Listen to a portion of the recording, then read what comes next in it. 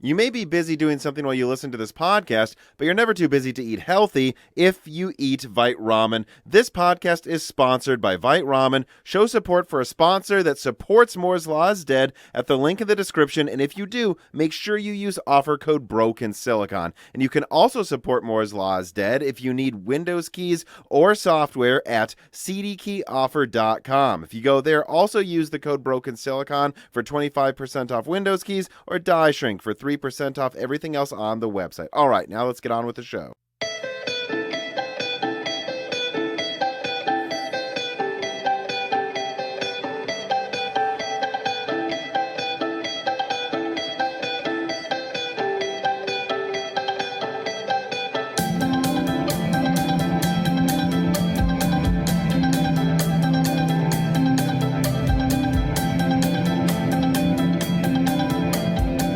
Welcome to Broken Silicon, a gaming hardware podcast. I am your host, Tom, and I don't have anything witty. I'm just tired today. It's been a long week, a long weekend that I basically ended up working for half of it. Nothing witty to say. How's it going, Dan? Pretty good. Pretty good, I suppose. How are you doing after the fun work weekend you've had? Right. Yeah. The leak I put out at, I believe, 3:45 a.m. U.S. Central Time on Friday night, Saturday morning. It was funny. The next day, a friend said, I thought you said you weren't sure if you were going to put out a leak this weekend or not. I guess you decided to. And I said, nope, that's not it. That's not even the leak. That's just an entirely different set of information I got that pushed back the other stuff I was going to do that I'll actually be getting to in this episode, is I just don't have the energy to do multiple videos at once. And the Lovelace stuff I'm going to talk about later today, I want to leak some of it through the podcast. I do want to make that a standard thing we do, because it's just, we only have so much time every week. So it's about time, especially as Broken Silicon's views start outperforming a lot of the special report videos, as I call them. We just got to start putting some of our leaks in this. And then once I've had enough time to digest, I'll put out like a full 20-minute analysis of like what I know and stuff, which I have more NVIDIA information coming in, more Intel information coming in. We'll talk about that this episode. Let's get into the opening reader mails. LKRT, and then in parentheses, Pigeon.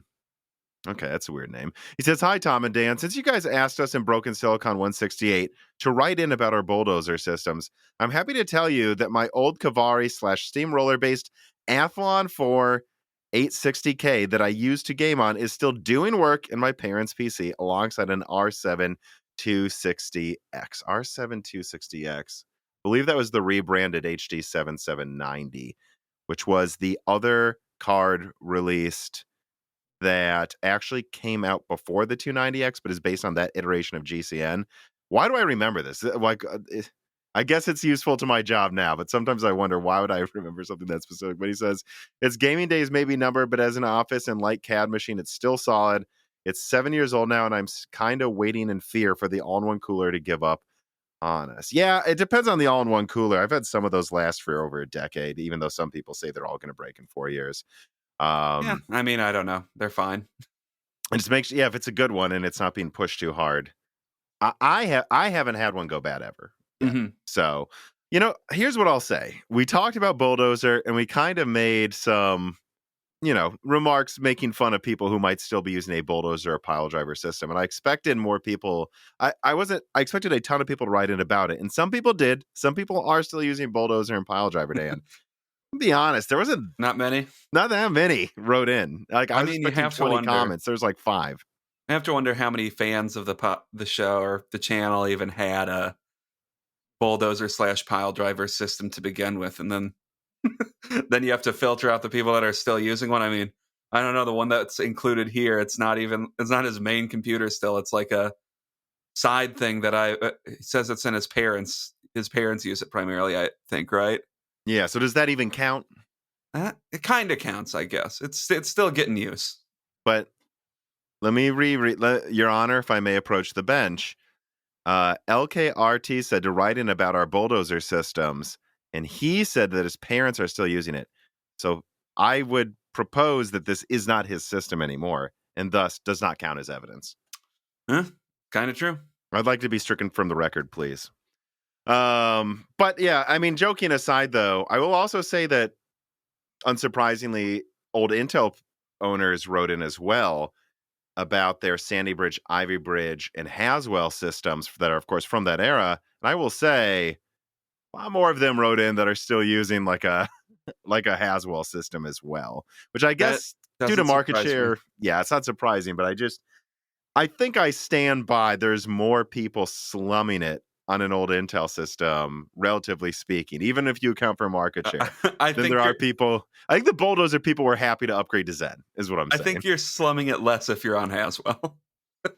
I guess that's all I'm saying. So I feel like even if we may have come off as a little dismissive of the Bulldozer people still out there, not as dismissive as you'd think. Apparently well-founded comments. All right, let me get into the corrections. Richard N. Paul writes in and says, Richard N. Paul is not Richard and Paul. It is my middle name starts with an N. All right, man, look, here's what I'm going to say. Thank you for writing in, and thank you for the correction. I will now read your name not as Richard and Paul, as I thought maybe there's just two people sharing a Patreon account or something, but Richard and Paul. But at the same time, I'm sure there's like a dozen things me and you are mispronouncing or misreading every episode. I mean, especially when it comes to Discord usernames, because Discord usernames, it's like you look at them and you're like, I guess I'm gonna guess that's how that's pronounced, and then go on with my life. I mean, we've got all of these names from fans all over the world, and then we have architecture names from all over the world. And then we have every CEO of every major tech company in the that we try to remember. Discord, apparently. In our Discord, yes, because a lot of our Discord, a lot of the names of Patreon supporters in the Discord have just chosen the name Jensen Wang or like Raja Kadori. And I would suspect Raja Kadori isn't actually in the Discord, at least not under his real name if he were to be. And I don't know, just I guess I just want to take this as an opportunity. The correction stands. Give us a break when it comes to pronouncing stuff, guys. Like it's just we spend all this time doing analysis and working on rumors, and then it's like I don't really care how I say Bergamo, to be honest. I say it like Bergamo. Bergamo. I'm sure that won't Yeah. offend anybody. Spam to Neil writes him, and he says, in Broken Silicon 168, you said that the 3090 Ti makes absolutely no sense to anybody. Assuming that the 3090 and the 3090 Ti are within the $50 to $75 worth of each other in price, the 3090 Ti makes more sense to get, in my opinion. Almost all of the board designs that the 3090 Ti uses are much better than even most of the highest end standard 3090.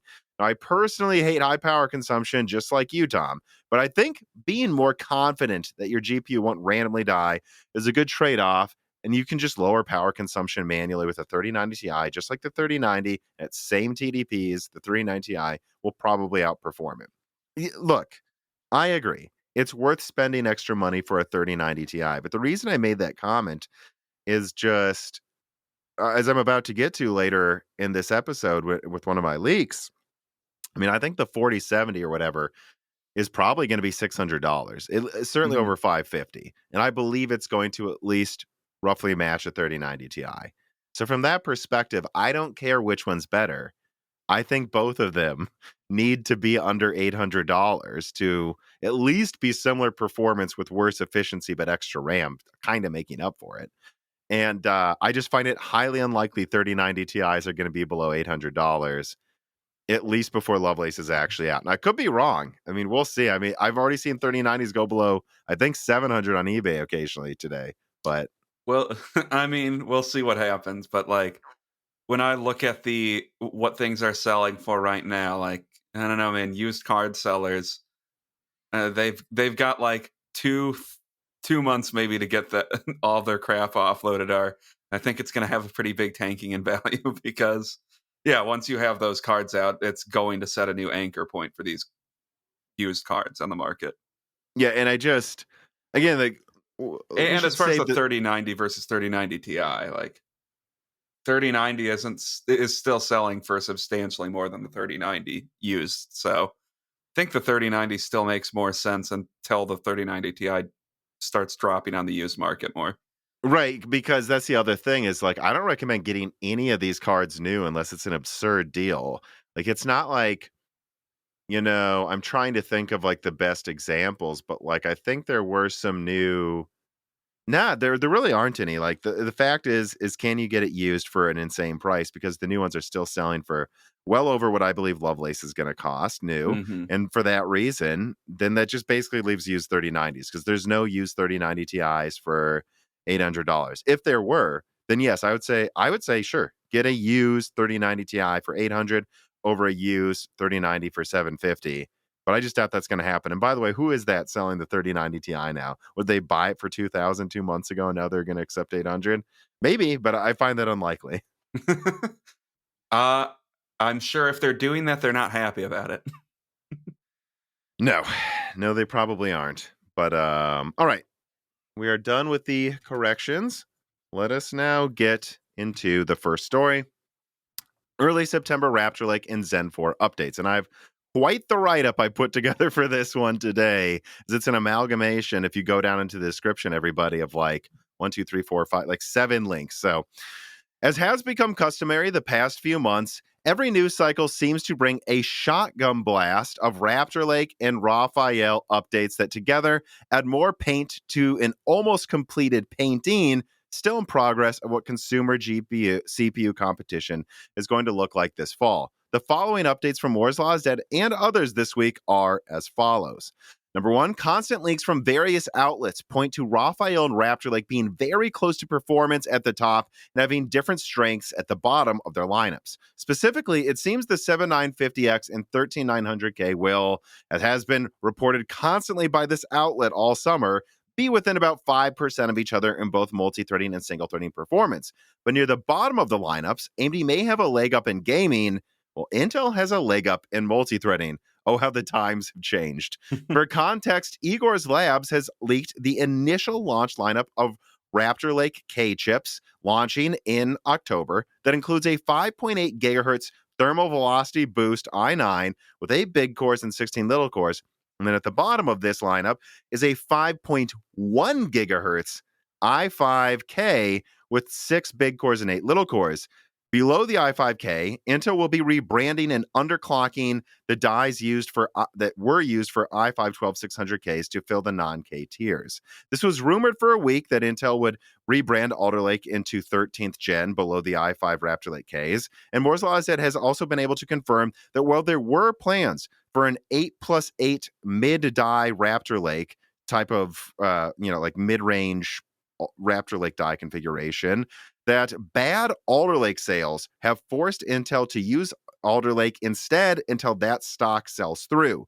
Maybe Intel will launch that mid-tier Raptor Lake die eventually, but it's not a long enough invalidation for this to happen for at least a few months. So keep in mind what this means. The i9 13900K boosts a whopping 14% faster than the i5 13700K. And so it seems incredibly likely, in this reader's opinion, that the 5.3 gigahertz boosting higher than the i5 7600X will probably beat the 13600K in gaming. Furthermore, Moore's Law's Dead leaked that Intel wants to charge an extra 5 to 30% per tier, depending on the tier, for Raptor Lake over Alder Lake. So it is totally conceivable that the i5 13600K will be $350 more than the 7600X while losing in gaming. And so you can now see why AMD may have priced the 7600X where it did. It's cheaper with better gaming performance than the i5K, and everything below the 7600X is rebanded Alder Lake, clocked lower. It's not going to compete. So, anyways, besides the CPUs themselves, which should be competitive depending on what workload you're looking to use them for, it seems like it's also just overall going to come down to the overall platforms for which CPUs you should buy. And so here's the platform updates. Early X670 and B650, with some exceptions, of course, will focus on milking models, as I would call them, in September and possibly part of October. The pricing will be 20 to 30% higher than initially leaked, but that is just the initial shipment of boards, and we do expect the pricing to drop to what has been leaked and confirmed by AMD by the time Raptor Lake comes out. just to be clear, long-term AM5 leaked pricing remains. B650 is cheaper to make than B550. B650E will be priced like mid-tier Z690, and the nicest B650 Extreme and X670 non-extreme boards should be priced like decent Z690 boards are priced now, and then Z790 will be priced above Z690 by a little bit, next to X670 boards pricing, and X670E will generally be the most expensive boards, but should not hit Threadripper pricing once the dust is settled. It must be mentioned then as well that Intel is expecting or planning to officially support 64 gigabyte DIMMs with Z790. So they can argue that Raptor Lake is better for creators with higher DDR5 memory support. And that is part of the reason why Z790 seems to not be launching until October 22nd, with Raptor Lake launching that week as well. That way, when the Vcache models come out, AMD Intel can just be like, oh, well, it doesn't matter. Ours are always better for creators. You have better multi-threading, better, RAM support. Mm-hmm. Almost done, Dan. Almost done. I'm sorry. Oh, and anyways, Moore's Law said also confirmed that Fishhawk Falls, the pseudo HEDT platform from Intel, is launching around Q2 2023, with an anonymous Intel engineer on the last Broken Silicon confirming what we all suspected and was almost directly confirmed already, that it has a lot of the same bugs that Sapphire Rapids 60 core also has. That's why it's not launching this year. Also, Harbor Unboxed tested 4800 megahertz DDR5 that you can now get for $80, only about 20% premium over DDR4, and it seems to outperform even high-end DDR4. So it's pretty much time to start recommending DDR5 as the type of system you should get for all new builds. There is the update, Stan. I thought it was going to be a few stories, but I thought, let's just make it one big discussion about competition. There's like 10 points here. What are your thoughts about all of this? Thoughts? I don't know. While you're reading the frickin' motherboard stuff, I'm starting to get the motherboard names and chipsets jumbled up in my head all the time now. So that's a good thing, I guess. But I don't know. The thing that sticks out to me the most is the possibility that they're doing 5 to 30% increases in pricing, depending on tiers, depending on Raptor which Lake. Raptor Lake product you're talking about, and that really does kind of eliminate all or a lot of Intel's competitive advantage that I felt like they had going into this new generation.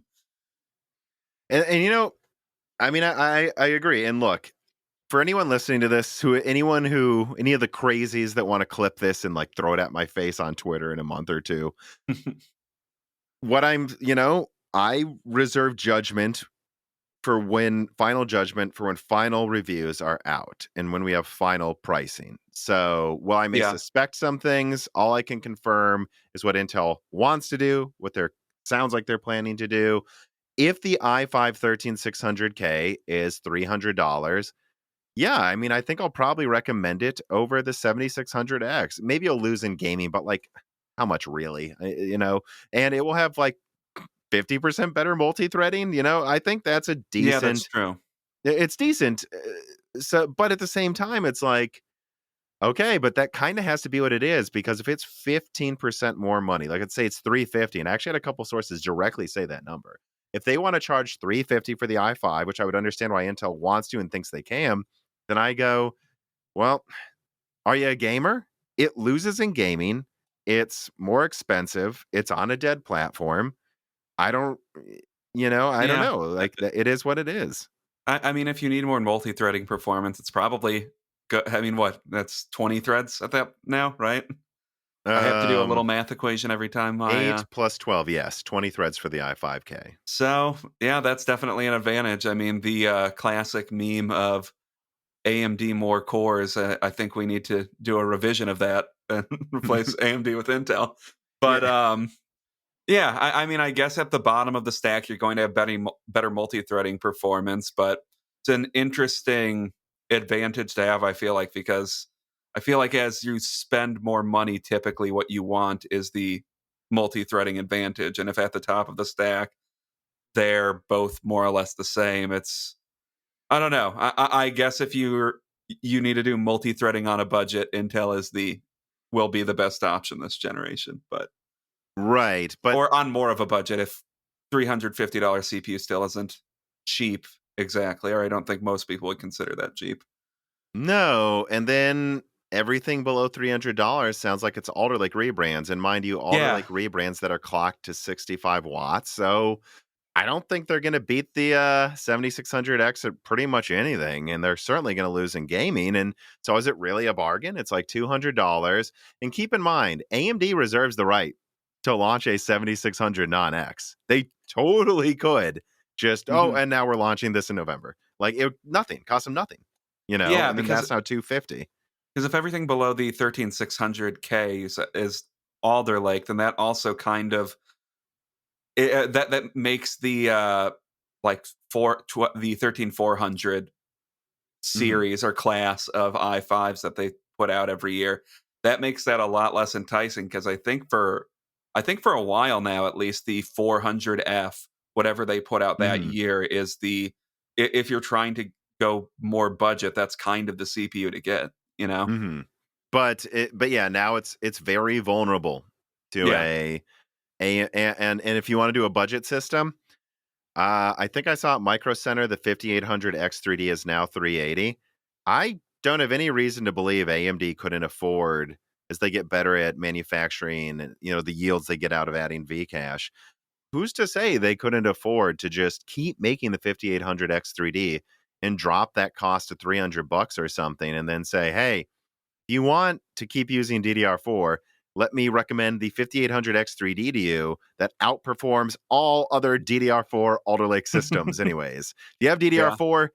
Get the CPU with enough cache where it doesn't matter that you're using DDR4. But if you're going to use anything above that, you might as well use DDR5 because this hardware in box shows even 4800 megahertz DDR5 beats fast DDR4 in Alder Lake. So why are you getting these Alder Lake or Raptor Lake systems with DDR4? You're going to lose to Zen 4. Yeah, I mean, it's kind of at this point like the opposite of future proofing your system, where it's like, I guess I'll save a few bucks by making my system even more dead end than it already is at this point. Well, and when I first built my Zen 2 system, I carried over my 16 gigabytes of DDR4 that I believe was stock 3200 megahertz, but I clocked it to 3600 megahertz with CL14.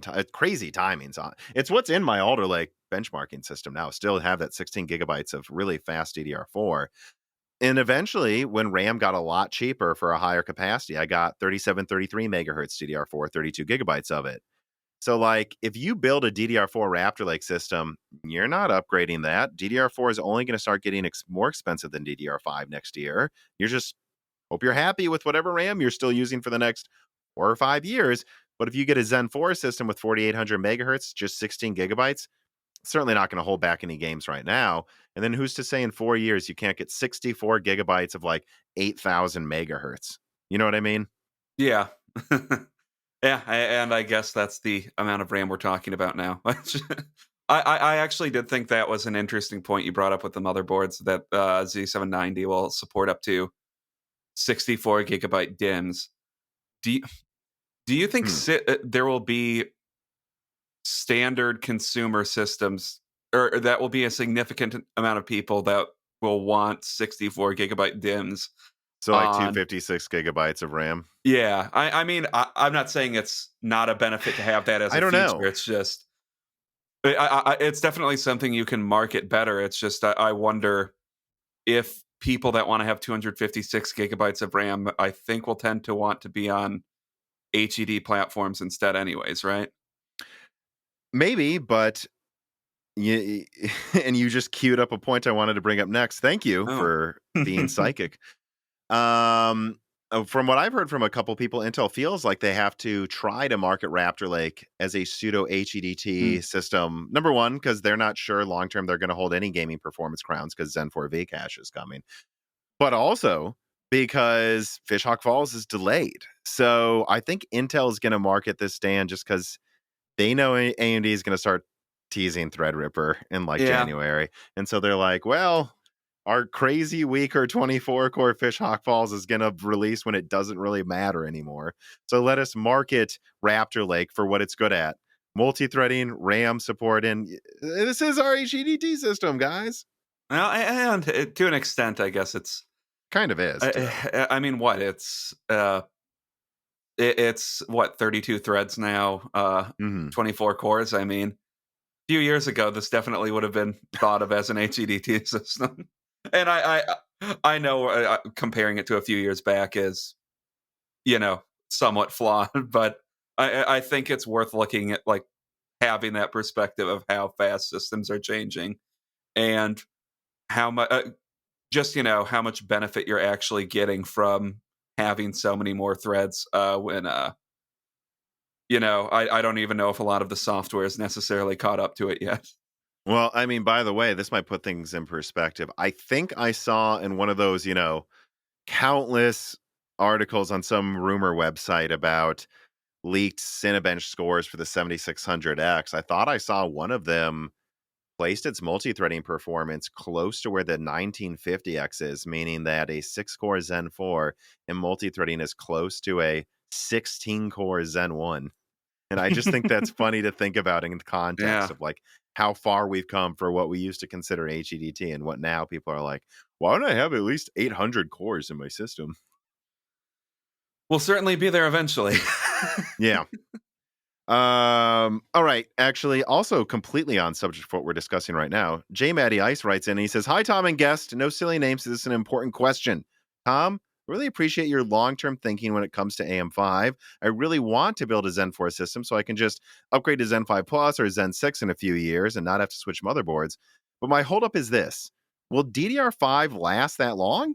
If DDR6 or PCIe Gen 6 come up in less than 3 years and I need to upgrade my motherboard anyway to get the best features of Zen 6, I might use Intel. What do you think?" Well, number one, wouldn't worry about PCIe Gen 6 being something you need for good While. performance.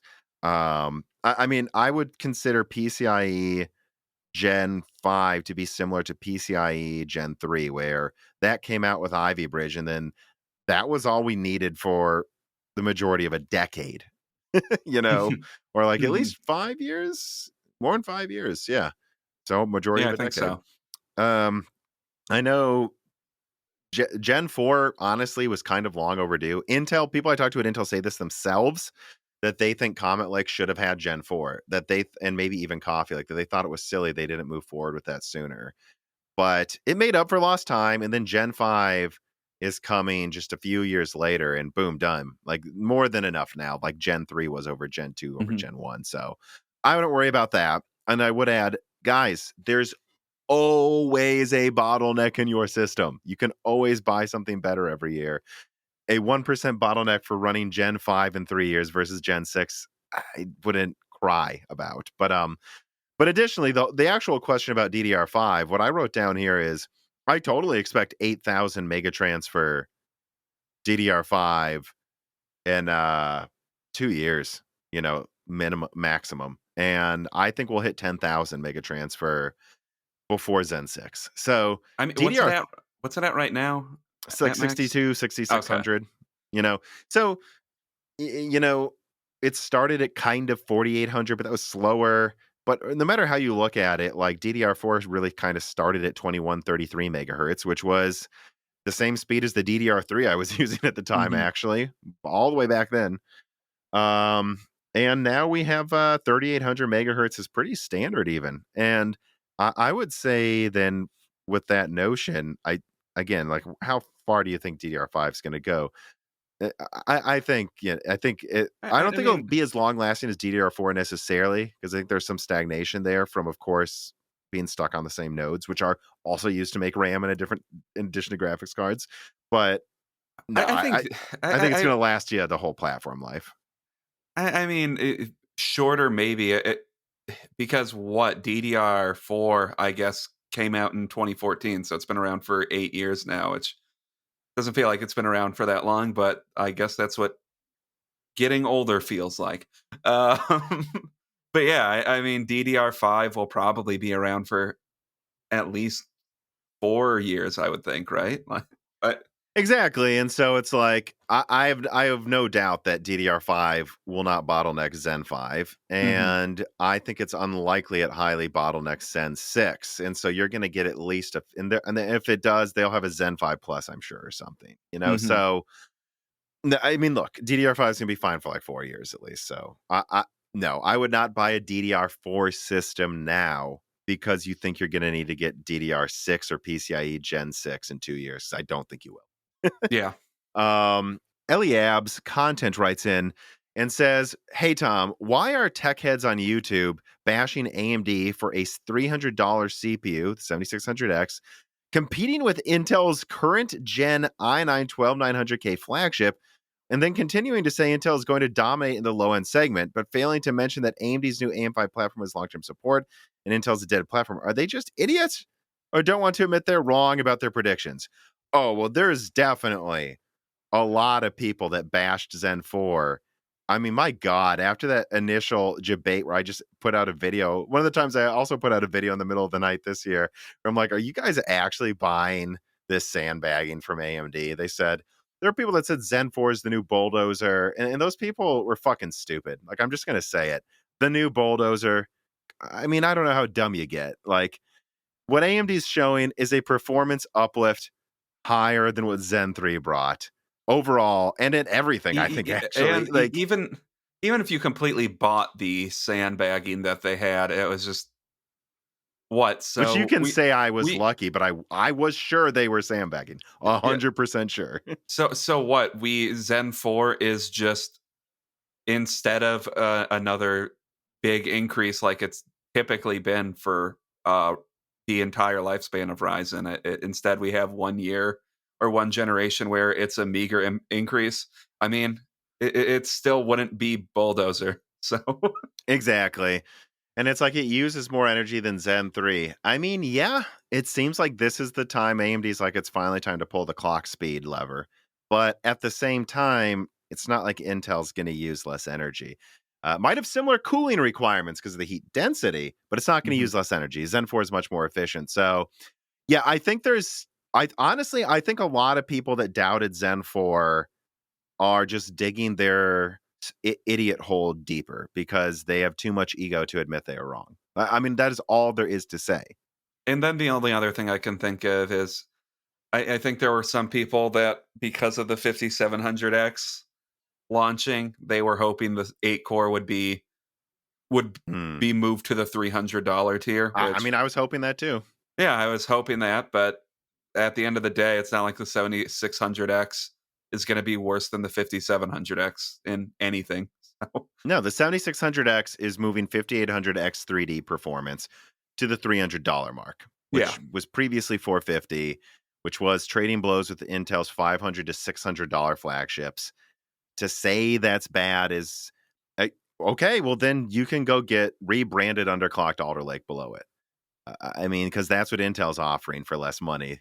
And at the end of the day, do I wish it was cheaper? Yes, but in a world of inflation, there's a part of you that goes, at least they're not charging 350 for it. You know, I mean, God, it's so. I mean, they. I don't. I actually think that they're keeping decent margins, but they're not being greedy. What I really wish would have happened, to be honest, is I thought $300 was the best case scenario, but unlikely. I was really hoping the um 7700X would be 350 and the 7600X would be like 280 or something or Yeah. 250. But at the end of the day, it's not the best case, also not the worst case. So it is what it is. Yeah. Which I mean, I don't know. Things could have always been better, but this is the fact that in general, I don't think they moved really any of their pricing tiers up is good. And I mean, and they even moved one of their tiers down. and they still haven't, get to say it again, launched a 7700 or 7600 non-X. They still could, guys, if they think they need to. But right now, this is AMD's bet on what they can price things at to be competitive. So Hmm. we'll see if they're wrong. And if they are, hey, what is the 5700X? It's isn't it like $200 now or something on Amazon? Like these things are allowed to go down in price. You know, this is just where they think they can probably get it to be. And the final thing I'll say is something I forgot to mention in the write up because it was an entire novel that I read there today. Raptor Lake launching October 22nd. As far as I'm concerned, I leaked this in the past week. I believe that's when Z790 launches, guys. And I guess I won't elaborate on like what I get that info from, but that week for sure, October 17th through 22nd is when Raptor Lake is launching. Will they maybe push it up? Could it be the 17th or the 20th or something? I have heard 20th from some people for something, so I'd imagine at least reviews are then. Yes, but again, I know there's some people arguing over which exact day, just that week. That week is when Raptor Lake is coming out as well, which is like 3 weeks after AMD, who will have competitive stuff for the same or less money. So I don't know. I don't know what Everman writes in. And he says, "Hey, Dan's brother and Dan. I failed to write in for the anonymous Intel engineer episode, but I'm going to ask it here then, nonetheless, because I'm still curious. Is Intel finally going to allow full-fledged overclocking and tuning on their lower-end motherboards? The press right now is in a very weird mood in regards to who they favor, and they never bring this up. Allowing for overclocking on lower-end boards than ZX90 would turn heads towards Intel, I think, in a positive way. I can't say for sure, but from what I'm hearing, probably not. Honestly, I wouldn't expect a lot of overclocking support above below the 60 tier of Intel motherboards, from what I've heard. I mean, what one it would be one of those features that would be nice, but how long have they disabled that for? I mean, it's been as long as I can remember, honestly. Like, Yeah, and it's like every now and then there's like an accidental allowance, and like one of the BIOSes you can install lets you do it, but no, I don't think Intel wants to do that with like H610. I don't even know if I've leaked that. Is that even out yet? I think Intel's going to launch like an H610 next month as well or something. no. I don't even remember. I lose track of all the little details. So throw that in for you guys now as well. But I don't know. I mean, we just covered a lot. We covered the Raptor Lake, Alder Lake rebranding. I don't know. I mean, the only thing I don't know, yeah, I don't know that there's anything else to cover here from all of these updates. Well, besides, I guess let me say I do wish I would have been more clear in my leak about pricing for AM5 motherboards what I meant. There are some people in the comments like, "Oh, now he's changing his pricing." It's like, guys, I said B650 would start below $300, and AMD has publicly said and put in a slide starting at 125. So, like, they've confirmed my B650 pricing. I said it'd be below 130. They say it starts at 125. I didn't want to say exact numbers in that leak because I didn't want to give away sources. Me saying the initial shipment of motherboards is going to be a little more expensive does not change anything from I maintain what I've said about pricing entirely. You have to keep in mind that you're off by about for one thing, you're off by like 4%, Tom. So I mean, I'm off by well, yeah, but you said below 130, so you could have meant $80. Hedging as usual. hedging would have been it will start at below 190.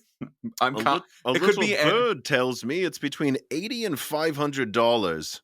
Yeah, something like that. I'm certain it will be somewhere below $180, and that means anywhere from 0 to 180.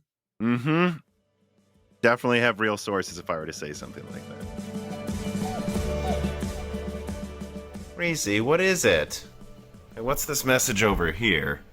You want treats, belly rubs, walks, and to not overpay for Windows keys. Well, I can definitely handle the treats, belly rubs, and walks on my own. I can't help Reese with getting reasonably priced Microsoft keys without cdkeyoffer.com. This piece of content is sponsored by cdkeyoffer.com, a long-term sponsor of Moore's Law's Dead and its community for any time someone in my community needs reasonably priced Office or Microsoft operating system keys without paying excessive monopolistic pricing.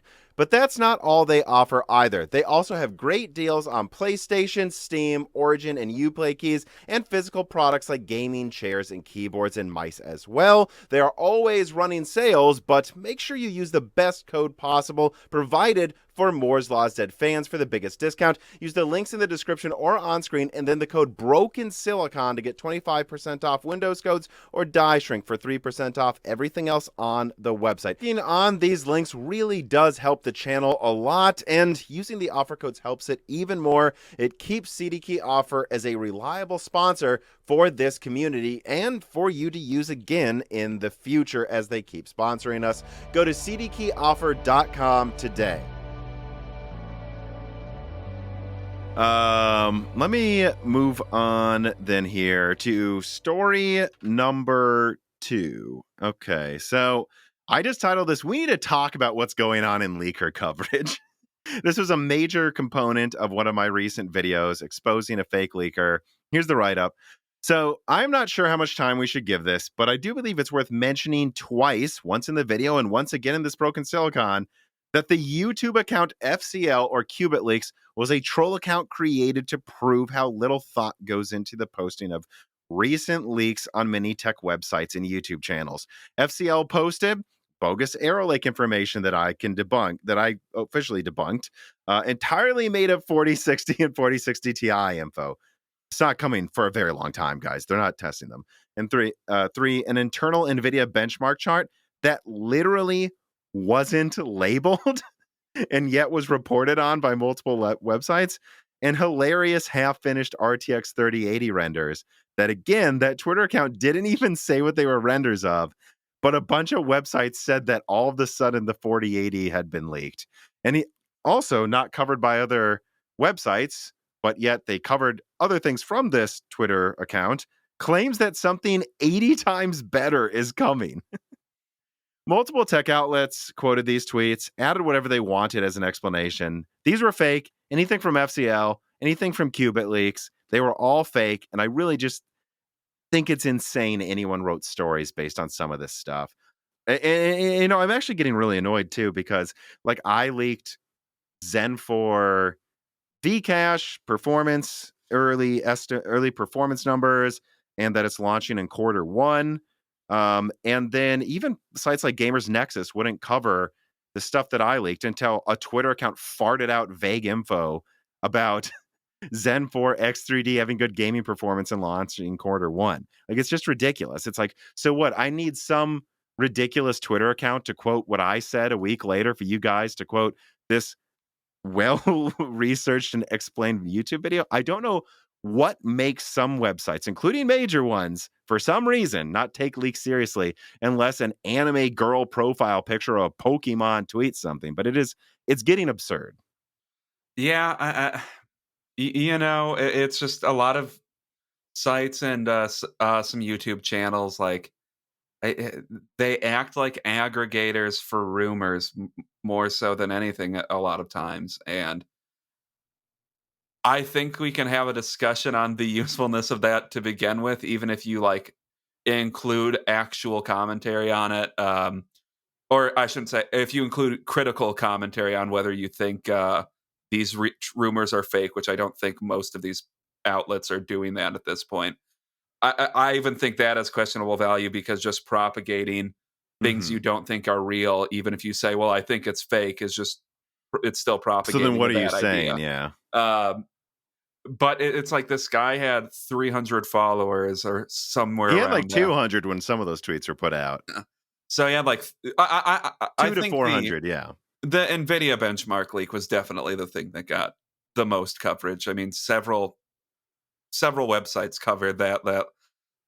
I mean, I don't even know. I don't use them that often, but like, I mean, I guess they're all sites that cover rumors, but several sites that I feel like kind of verge on the more not rumory stuff even covered it, and it's just like, listen,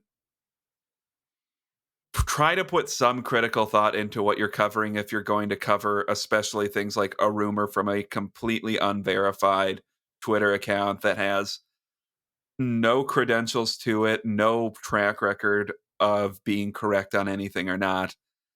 And if you're not going to do that, all you're doing is spreading likely wrong information. You know, sometimes after he even said he was making shit up.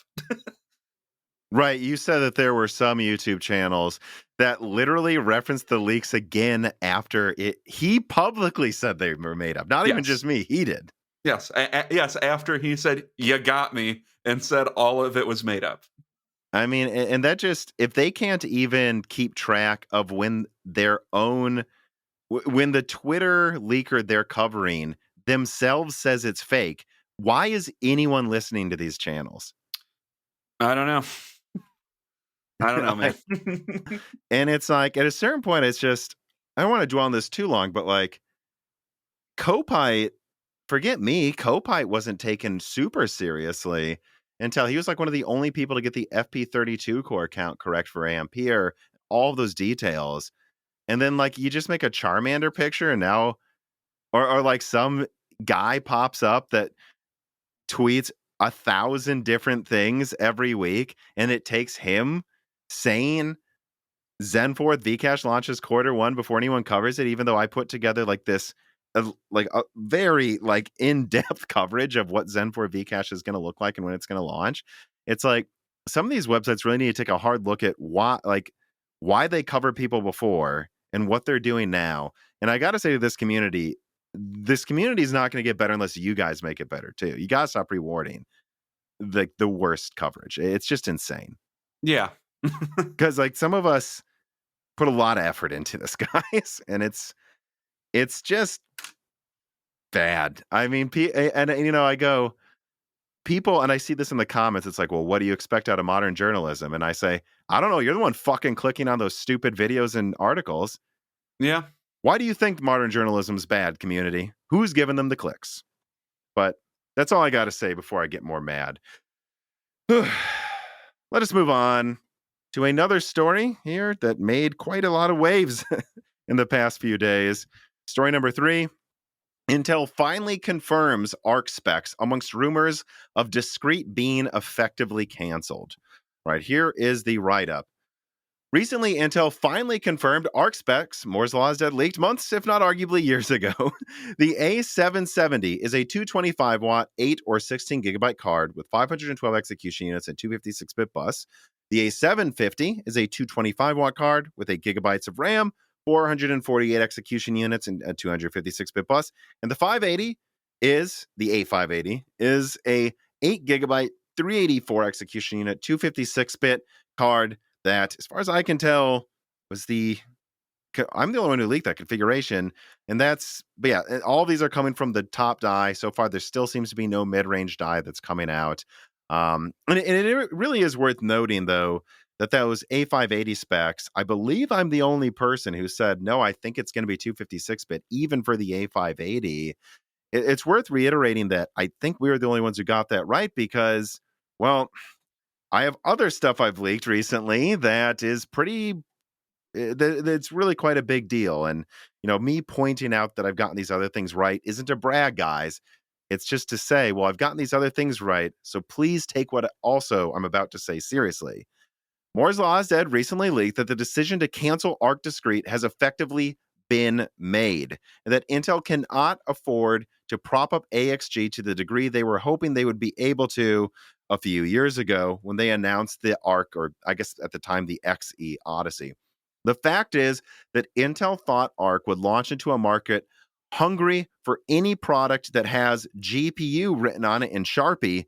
But from what Moore's Law is dead is hearing, Nvidia has years of Ampere stock, both used and new, to sell through next to Lovelace and RDNA 3 over the next 12 months.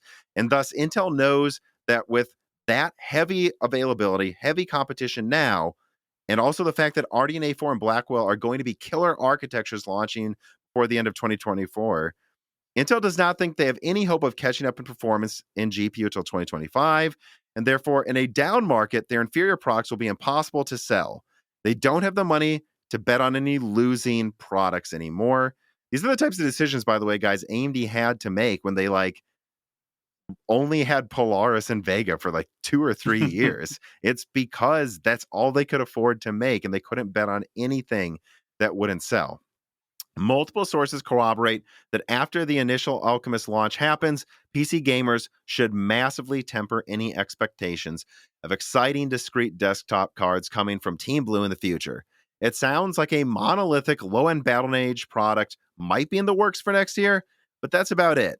Discrete is effectively canceled. Don't expect any giant lineups of discrete desktop cards. Don't expect any large lineups of discrete laptop cards after Alchemist. And AXG is unlikely to be entirely killed off, but layoffs are expected. And they'll keep making data center cards for the foreseeable future, but it just doesn't sound like a lot of gaming cards. And this also comes next to another thing here. I'm going to quote from a report reported on by Tech Power Up. During Evercore ISI TMT conference, Intel announced that the company would continue to lose market share with a possible bounce back eventually in the coming years. According to the latest report, Intel CEO Pat Gelsinger announced that he expects the company to continue to lose its market share to AMD as the competition has too much momentum going for it. The only down years that are supposed to show a toll of solid competition are 2022 and 2023, and they hope to bounce back by 2025 and 2026. Pat Gelsinger even emphasized, and listen, guys, he said this, that the company will continue to exit more businesses where it doesn't thrive over this and next year. And he literally said, just like we did with Optane memory. So we could see Intel pulling out of other markets that don't align with the leadership's vision. So, yeah, this was a big deal. And I don't know, Dan. I know me and you were going to play video games Friday night, and I was like, and I just sent you like a cryptic message. Never mind. What did you Yeah. think about this report? You know, I mean, of course, me and you have been talking about this privately here and there. Is this a complete surprise to you that it's happening? That effectively, and I say this word, guys, because I don't know how Intel's going to spin this, and I wouldn't rule out a product here and there coming. But what do you think about Intel effectively canceling discrete arc? I think any argument that like things are going well with Arc are absurd. I mean, we're now pretty much 6 months late to what they said it was going to be at this point, I think, or around when it was going to come out. So that ship is so far from sail that's kind of ridiculous at this point. And the only conclusion you can have is that there's some turmoil going on in that division at Intel. If you would have asked me in July, would I think that Battle Mage might not be a full launch, I would have said no. So, I mean, I guess the best I can say is I think things have changed and shifted fast. But the longer this release is stretched out, the more it feels like it's failing.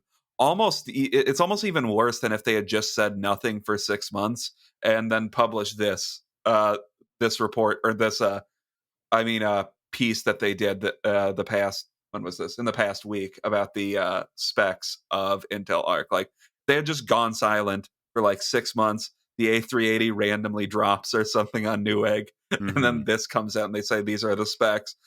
I don't know. I would be like, that was weird, but I guess Intel Arc is back on track. But at this point, it just feels like they're trying to claw some type of at least have some type of popularity in the media to try to stay relevant while the cards just continue to not come out. So, I mean, I guess that's a long way of saying at this point, it doesn't feel surprising that Arc is being effectively canceled. I mean, the fact that Battle Mage might not be a thing is a bit surprising because I kind of thought they would at least give it 2 generations to get on track, but maybe that was just optimistic or because the first generation of everything I don't think is going to go perfectly. Second.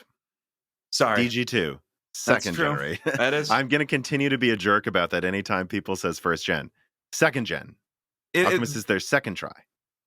It's their first try that they publicly told us about. No, DG1 had DG1 developer boards. No, this is their second try. This is what try number 2. This is what the sophomore try looks like for Intel, I guess, in AXG. Yeah. Yeah, I mean, I think what they should have done is, and look, I think we just have to acknowledge how much of the weirdness, how much of the schizophrenic messaging about Arc is the fact that parts of Intel are lying and not talking to each other. I think if I were to what I'm about to say, Pat would go, well, yeah, hindsight's 2020. No shit, Tom. Like, I think they should have announced early March, hey, we're delaying things 6 months. Just say it. It's coming out end of September. We're delaying things 6 months. We'll have updates and they'll be exciting. And so people would be like, oh, they delayed things 6 months. And then when they show off XE super sampling in some slick video, people are like, oh, we're finally hearing more. It must be coming. It must really be coming. You know, the reason I think Pat didn't do that, though, is because he did not know when this thing was going to be ready because no one was telling him the truth. Yeah, and you have to And go on. wonder if that's how it would have happened if I guess I don't know what the AXG division looks like internally, but you have to wonder if that's what it was instead, and there was kind of this there wasn't a constant pressure that continues to get even higher and higher on them. Maybe the development would have gone more smoothly, and maybe they would be in a better place than they are right now if they had just come out and said this isn't going to be ready for 6, 7, 8 months or something. I Mhm. mean, I think to some extent, I'm not an engineer, and once again, I don't know what's going on internally in Intel, but like, uh, it seems like at least Alchemist is to some extent doomed at a hardware level, but I don't know. Maybe they could have figured something out. Yeah, that's interesting. I saw in the Moore's Laws at Discord, which you get access to if you support us on Patreon, a discussion going on from people about. Honestly, they were just kind of making fun of what people said is the hopium on Twitter right now, pretending like that. Because there is weird. There's like this. I'll be honest, like 95% of people saw my leak and were like, "Well, it's dead, Jim. Put a fork in it." But there are these people that for some reason are like, well, there's no way this is true. They just said, and I'm like, what they just said that they're exiting businesses is what they just said. I mean, I but mean, like they didn't. trying to, To be fair, they didn't specify any businesses, and sure. there's a ton of businesses I'm sure Intel is involved in that we don't ever really think about, but or that we spend a lot less time thinking about than this, I would say. But still, But it's worth reiterating that until the decision is made, Pat's job is to try to have his engineers keep their head down and working. And whatever Tom Peterson or Ryan Shrout say doesn't matter. It'd be like what the Optane people said before the rug was entirely pulled out and hundreds of millions of dollars were thrown away last, like out of nowhere. It's yeah, like the that's true. people working on it and marketing it, they're going to act like nothing's wrong because they're not told if something's wrong. Although I suspect they've actually heard from what I'm hearing actually now, because actually since I put that video out, I had a couple more Intel contacts that, you know, I'm putting out in the middle of the night. I didn't have time to talk to everybody that reached out to me and said, hey, no, like there really are talks about ARC being about to be shut down. And some of those people were people that didn't believe my early ARC might be canceled video, that they were Mhm. like, I don't think that's true. And now those people, for everyone listening, are now telling me, yeah, I'm now actually hearing the same. So, And uh, keep in mind that was like that wasn't that long ago. I mean, that was about a month ago. mhm. That's a big or that's a big shift in a month. Then I would say. Yeah. But so like and you know, I don't actually don't want to dwell on the people doubting if it's true or not. Like I wouldn't have put this out unless I was pretty damn sure, guys. But this is a crazy thing to say without like several phone calls and putting things together here, as I said in the video. But what I replied to people in the Moore's Law's Discord, Moore's Law's Dead Discord about when they were like, what's with the hopium, you know, why do these people like keep hoping like for things to turn around? And I said, my answer to this, guys, is what are people even hoping for anymore? It's it's mid-September and it's not out. So hoping for something, what are you hoping for? It's dead. Like this is time's up. Yeah, and with graphics, obviously, I wanted Intel's graphics to succeed. I mean, I was excited about Intel's graphics pretty much all the way up until like January this year, and that's when the steady decline in enthusiasm, I would say, started Hmm. when it comes to Intel. As then as March passed, it's where it hit a massive tanking point. Where it's like, well, their fake launch date they didn't even manage to hit, you Hmm. know, or not their fake launch date, their the launch date that they how would you put it?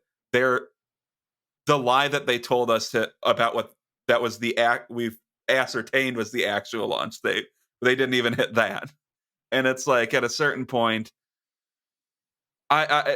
what is there to be interested in anymore when it comes to Intel's graphics division? I mean, if Like, they what are you manage hoping for? It's September and it's not out. What are at a you certain hoping point, happens? it's yeah. I mean, you can tell me, hey, there's going to be a new startup company that's putting out Intel. I mean, that's putting out awesome Arc. graphics. Yeah. No, or there's some new startup that I'm not going to tell you about, but they're putting out awesome graphics, and we should be excited and talking about this. What are we talking about? Yeah, sure, awesome. Have 5 entrants in the market. Make it not a duopoly, not a triopoly. I don't know if that's a term people use, but not a triopoly. Let's like have 6 entrants into the market and all talk about that fantasy world and how awesome that would be. It's just that's But if not the that does reality we're in. happen, it's not Arc. Yeah, it's just that's not Arc's the not one of them. yeah, I know. I'm just saying a hypothetical. That's not the reality, and so No, we're but in. like So I'm what's there trying to to be excited piggyback off about? of what you're saying because people are like, we need a third entrant. I'm going to still hope it comes out. And and I think I finally thought of a good way to say this. I don't know what you're hoping for because it's already happened. It's already not launched. Yeah, So if you're hoping for Alchemist to turn itself around, then what you don't need to hope it comes out. You need to invent a fucking time machine because it's September. And what you should be hoping for is that you can go back in time and make it come out 5 months ago. Because the fact of the matter is, it's not out. It's not going to be working with decent drivers for months. And we know, as we're about to get to in a leak that I'm going to have today, there is endless NVIDIA cards to buy for the next year. They've overbought up 4 nanometer supply for Lovelace. RDNA 3 is going to have more supply than RDNA 2. We don't need more cards. So it's not even solving a purpose. What you should be hoping for is a time machine to make this launch in quarter 1 when it would have even fucking mattered if it came out. or and I know it wouldn't go into graphics cards because how space is. I mean how capacity is allocated, and the fact that none of these cards are developed on have been developed on I can't 6 nanometer, but Uh, okay. I guess I don't know how much manufacturing they've actually put into Intel Arc at this point, but wouldn't it be better if just some other product at this point had been used for that capacity that was brought up, other than Yeah. this BS that we don't have? And as you say, we don't really need any more because demand has seemingly vanished as prices plummet for graphics cards. It's just what function are they serving at a certain point? If Alchemist comes out and there's a Well, if you ask Tom Peterson, it's already out. well, Tom, the A380 has been sold to an unknown number of people on Newegg already, and they're not restocking it. So I'm sure that's a good sign, right? Well, it says they might. I'm Oh, they looking. might restock. I think Okay, they're going to, but who knows if that's 10 more cards or what. it's But just it's if it launches, if Alchemist launches with 4 cards, and somebody says there's not many bugs, it performs well at the performance tier they're advertising, and all of those issues that we saw with the A380 early on with frame times are mitigated, I'd be like, great. I guess that's another thing you can get if you need a budget card. But that's my opinion on it at this point, because there's they've just lost. They've taken too long, and they're not. It's not an interesting launch anymore. The thing that's interesting about the launch is how fumbled it's been. That's the interesting story at this point. It's not the hardware. Well, and the waste of sand point that you brought up is something that I don't know if I've emphasized enough. Guys, I have the production logs, or I have a document showing when they made the dies. Let's just put it that way. I don't know if I'd call production logs. That's what I have. And these were made in quarter 1. They literally, the wafers came out quarter 1. Okay. And that, they're made over the course of a few weeks. So eventually they started shipping those really early, SOC2 128 execution unit models with the very first wafers they got, I think made in about, February for SOC2. I'd have to look it up again. I forgot. I haven't looked at that document for a while, but, you know, all of those dies that were used to make these cards, where the majority of the volume is just, as far as we can tell, still sitting on shelves waiting to be packaged, or being packaged now in a market that doesn't need more cards all of a sudden. Those wafers could have been used to make, I mean, think of the 6500 XT that outperforms the A380 and might even come just below an A580 8 GB. Well, okay, they could have used that same capacity, because the die size is only 107 millimeters squared, to probably make like 8 million at least. 6500 XT, 8 gigabytes, and launch those in February. Or I said, well, March. AMD could have done this. And instead, what we got is a bunch of cards no one can use. And I actually have links in the description here that I want people to like look at, where the reviews on Newegg, like I've seen reviews where people say most frustrating card I've ever owned. Like the good reviews are like hoping it gets better. And I've got another link to someone on Hard Forum that is journaling his experience with the A380, because he thought, well, I'll use it for like encoding or something. And like he can't get it to work. And like half of the people getting these cards can't use them, guys. So what do you want to happen?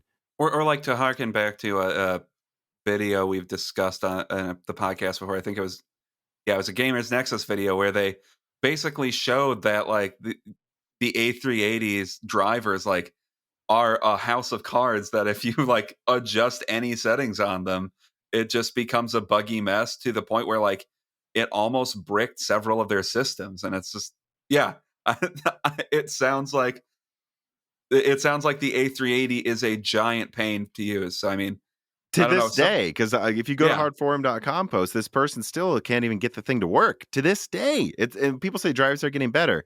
Not good enough. It's half the people I talk to still say it doesn't work today. Yeah. It's so.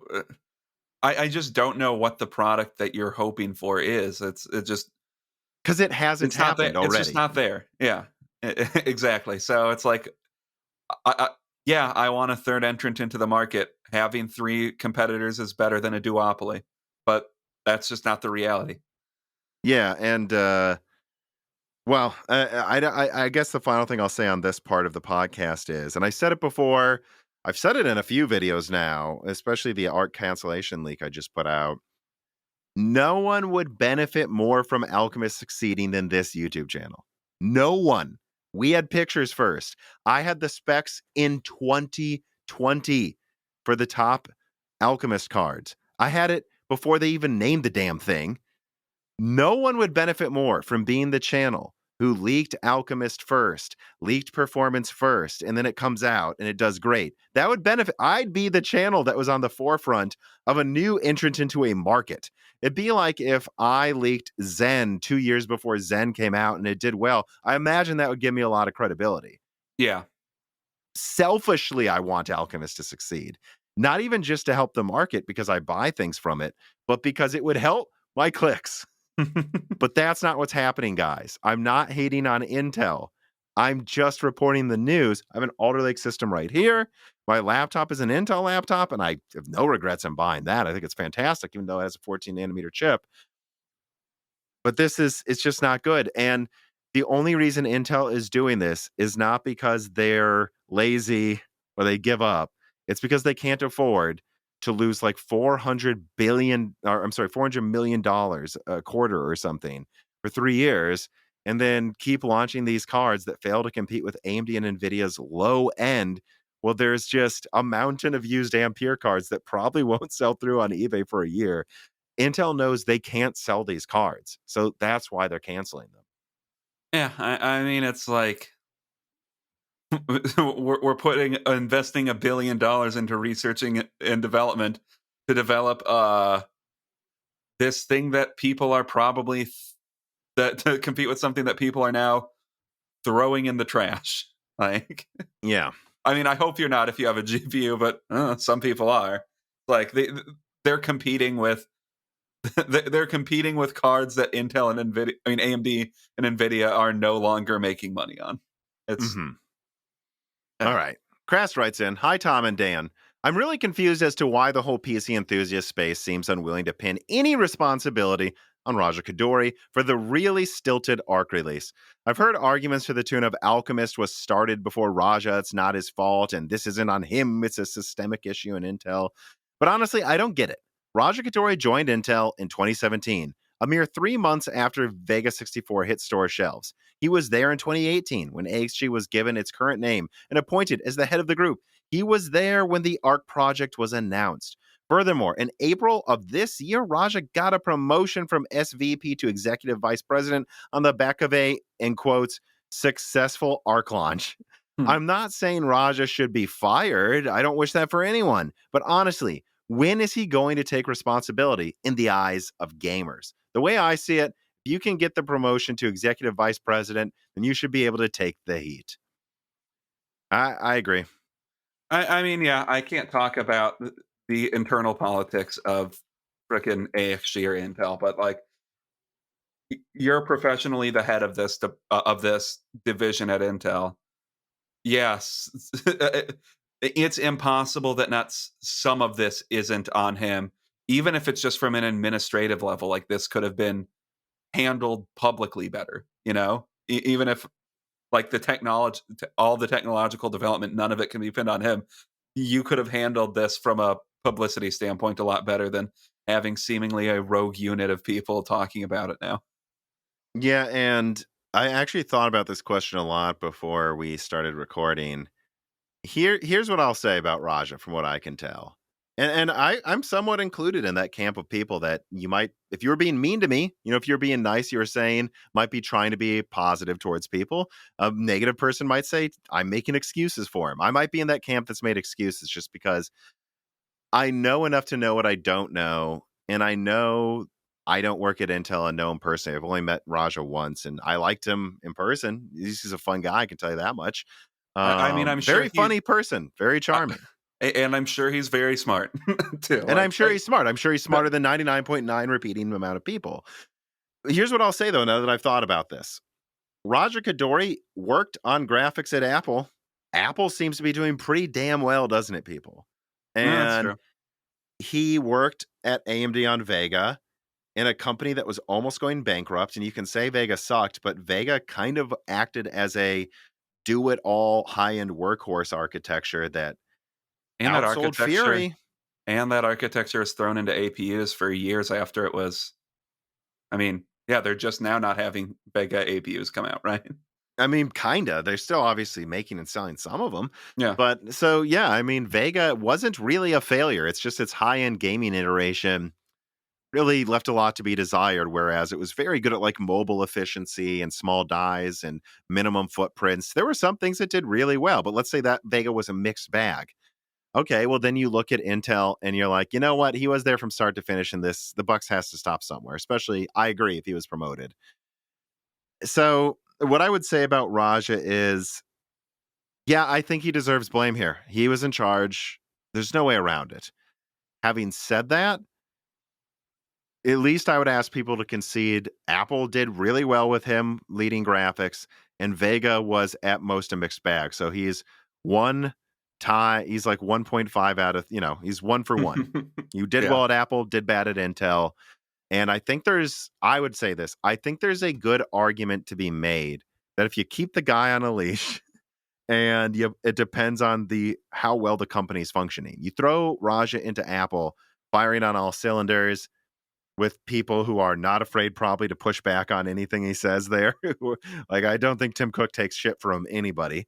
Um, yeah, he does great. You put him in AMD, great culture, almost out of money, does okay. Put him in Intel, let him run wild in a company that doesn't know what it's doing. Probably just not the place, right?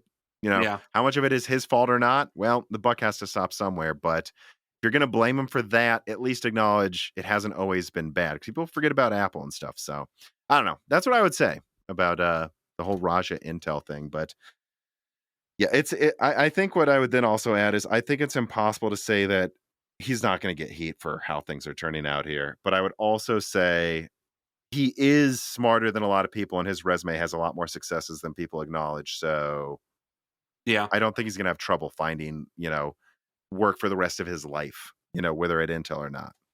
Yeah. Okay. I don't know what Everman writes him. Tom, perhaps ARC's cancellation just means that Intel is abandoning the roadmap they are working on. As you've reported, they have actually spent a lot of time and money on this division, but the execution, at least from an end user perspective, it's been horrible. But they have invested a lot in this division, so why not just release truly entry-level one-off GPUs on last-gen nodes from time to time until they prove themselves that they can execute? In small quantities, selling off stockpiles of ARC dies, then making an ARC Alchemist Rev 2, maybe an Alchemist Rev 3, similar to what AMD did with Polaris, just so they can still have a foot in the consumer dGPU door. Just my 2 cents. I mean, I wouldn't rule out that happens. I wouldn't rule out that they keep doing like small runs of like 1 million Alchemist revision. Like they do the 4 million they have now, those sell, and they make a fixed Alchemist. They make only 1 million cards just so they can keep doing driver development. They do one, as I've leaked, one low end or something monolithic battle mage die. They do one celestial die. And then if the market gets better and they think they finally got things together, then they try to make a mid-range celestial and then a high-end druid. I wouldn't rule that out, but we're not getting this like mega RDNA 3 competitor, Battle Mage isn't going to be full launch. To what we thought, what they were acting like it was going to be, and what I was told they were trying to make it be. When I say Battle Mage isn't going to be a full launch, I mean, I don't think there's going to be any cards coming out at the high end that compete with our...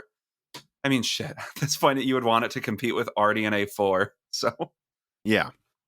So, at the end of the day, I don't know how they're going to spin this. I don't know how much will be canceled, how many people will be fired, or exactly what they do. But from what I'm hearing, if you look at a roadmap, if there was like an internal one in front of us right now of like 10 different dies they were supposedly planning on making over the next 3 years, cross out 90% of it. Like that's what I mean when I say ARC's effectively canceled. I choose my words carefully. I said effectively for a reason. Might they try again? Yes, but are you really going to argue and some people probably will, I know, but are you the people who actually talk to me in good faith, are you going to argue I was wrong if we get one low-end Battle Mage laptop card and then nothing out of Celestial but a tile they attach to Arrow Lake, and then Druid comes out with a couple cards? Was I really wrong? I don't think so. Mm-hmm. Dragon Eddie writes in, it's been a while, my friend. He's been with the channel for a very long time. He goes, regarding Intel ARC's cancellation and podcast Broken Silicon 165 that you did with John Petty, you're already talking about it, and Mr. Petty mentioned that Intel was probably going to cancel ARC and that they could maybe sell it off to HP, Dell, or some other third party. They could keep developing it further as its own company. Maybe get Mr. Petty back on after a more official affirmation from Intel about the matter and talk about it more then. What I will say is whatever happens, I've got a lot of interesting guests lined up that that will be able to speak to this in an interesting way. So, but we don't want to annoy John Petty too much. What I would say. But that was interesting. I mean, I think that episode was very good. Go listen to that, guys, where we talked about if Blackwell from Nvidia is monolithic and if ARC was going to be canceled. And so far, that conversation's aged very well.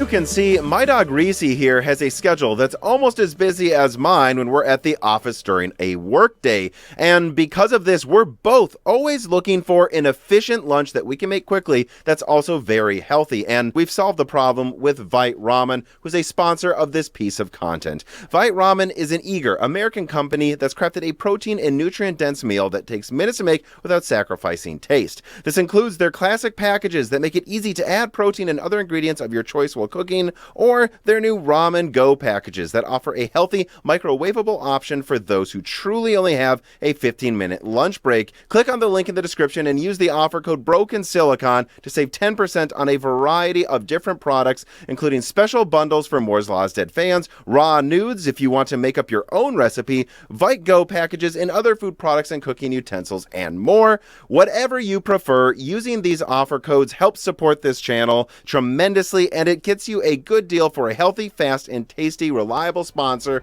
of Moore's Law's Dead. Try Vite Ramen today. All right, then. I think we've certainly spent enough time on this, although it's big news. So we spent a lot of time on it for a reason. But nevertheless, let us move on then to story number 4.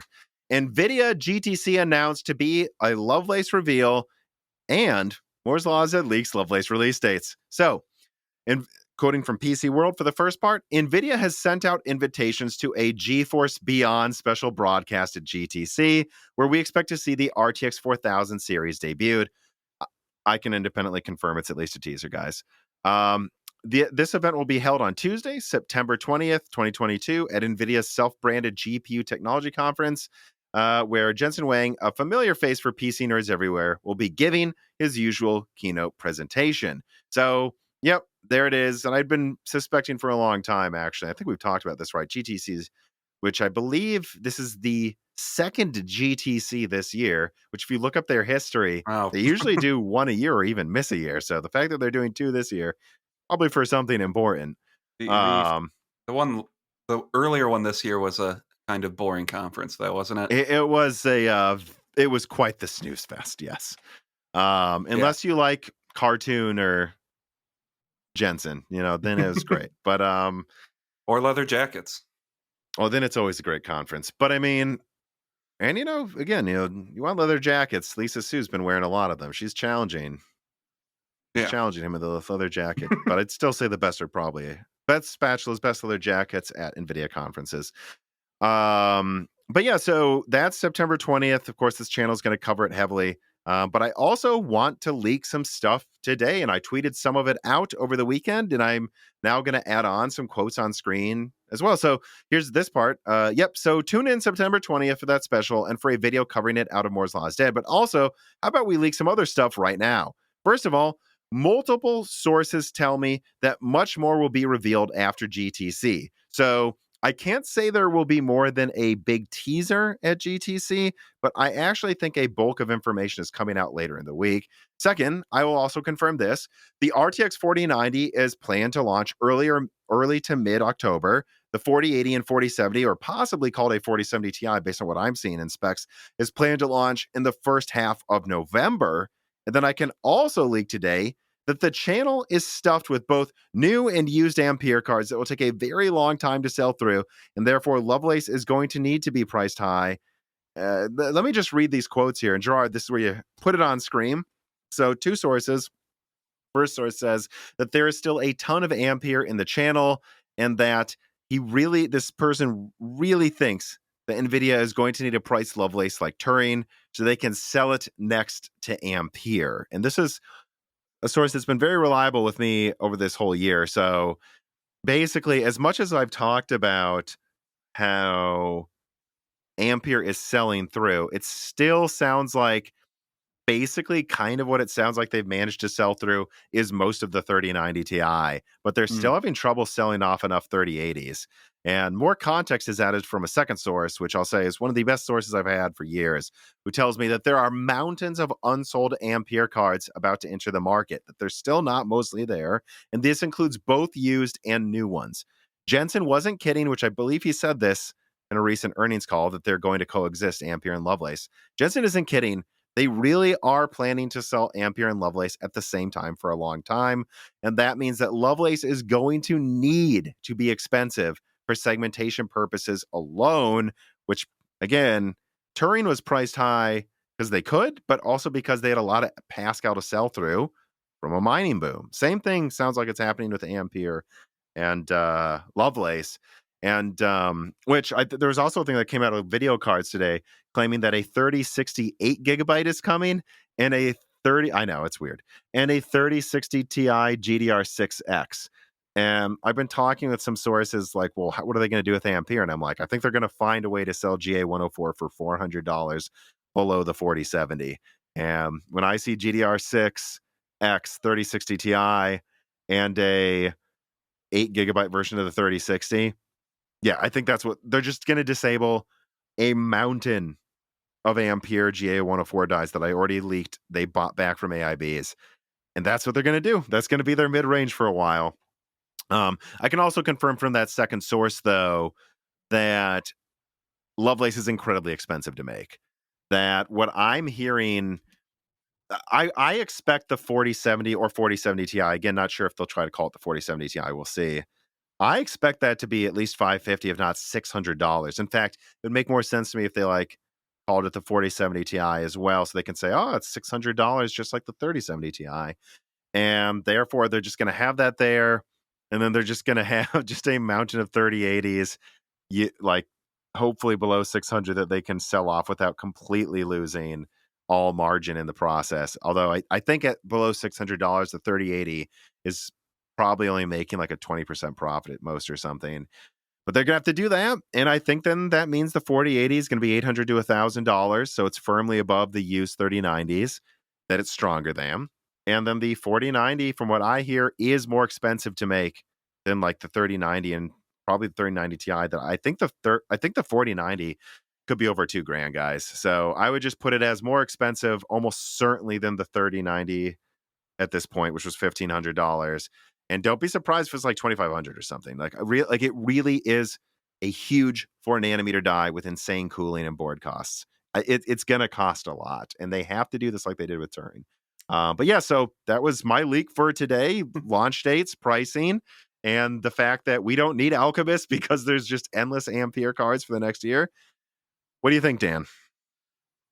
I mean, it's kind of the the sad reality of like how the market or how they have to respond to Ampere being in such a high supply as well. They only release like the very high end models, so actually something like the 4070 Ti instead of the 4070 coming out first kind of makes sense. Where they only launch cards that I would think performance wise would be above a 3090, so they can position them all above the 3090 that will, or above whatever cards they're going to be selling from Ampere by that point. Because by the time they come out, I expect the 3090 stock will, and probably 3080 stock will have dried up. But if they have a 4070 that performs at a 40 at the performance of a 3090 or something, and they sell that for $600, I guess that looks good from a relative perspective. And then they have a 3070 that they can probably still sell for like what, 350? I still feel like it should Oh, be what 70? A 350. 3070? A You mean? 3070. Yeah. What, I feel or like that a would have to be 3060 Ti GDR6X? yeah, something at that level that they Hmm. can sell for like $350, because at a certain point if they tried to do like four have cards at like the $450 price point, I think it would look a little absurd compared to Lovelace. Let me see here. Yeah, so I'm just looking over the 3060 Ti GDR6X leak thing. Yeah, to me, it seems like they would try to sell.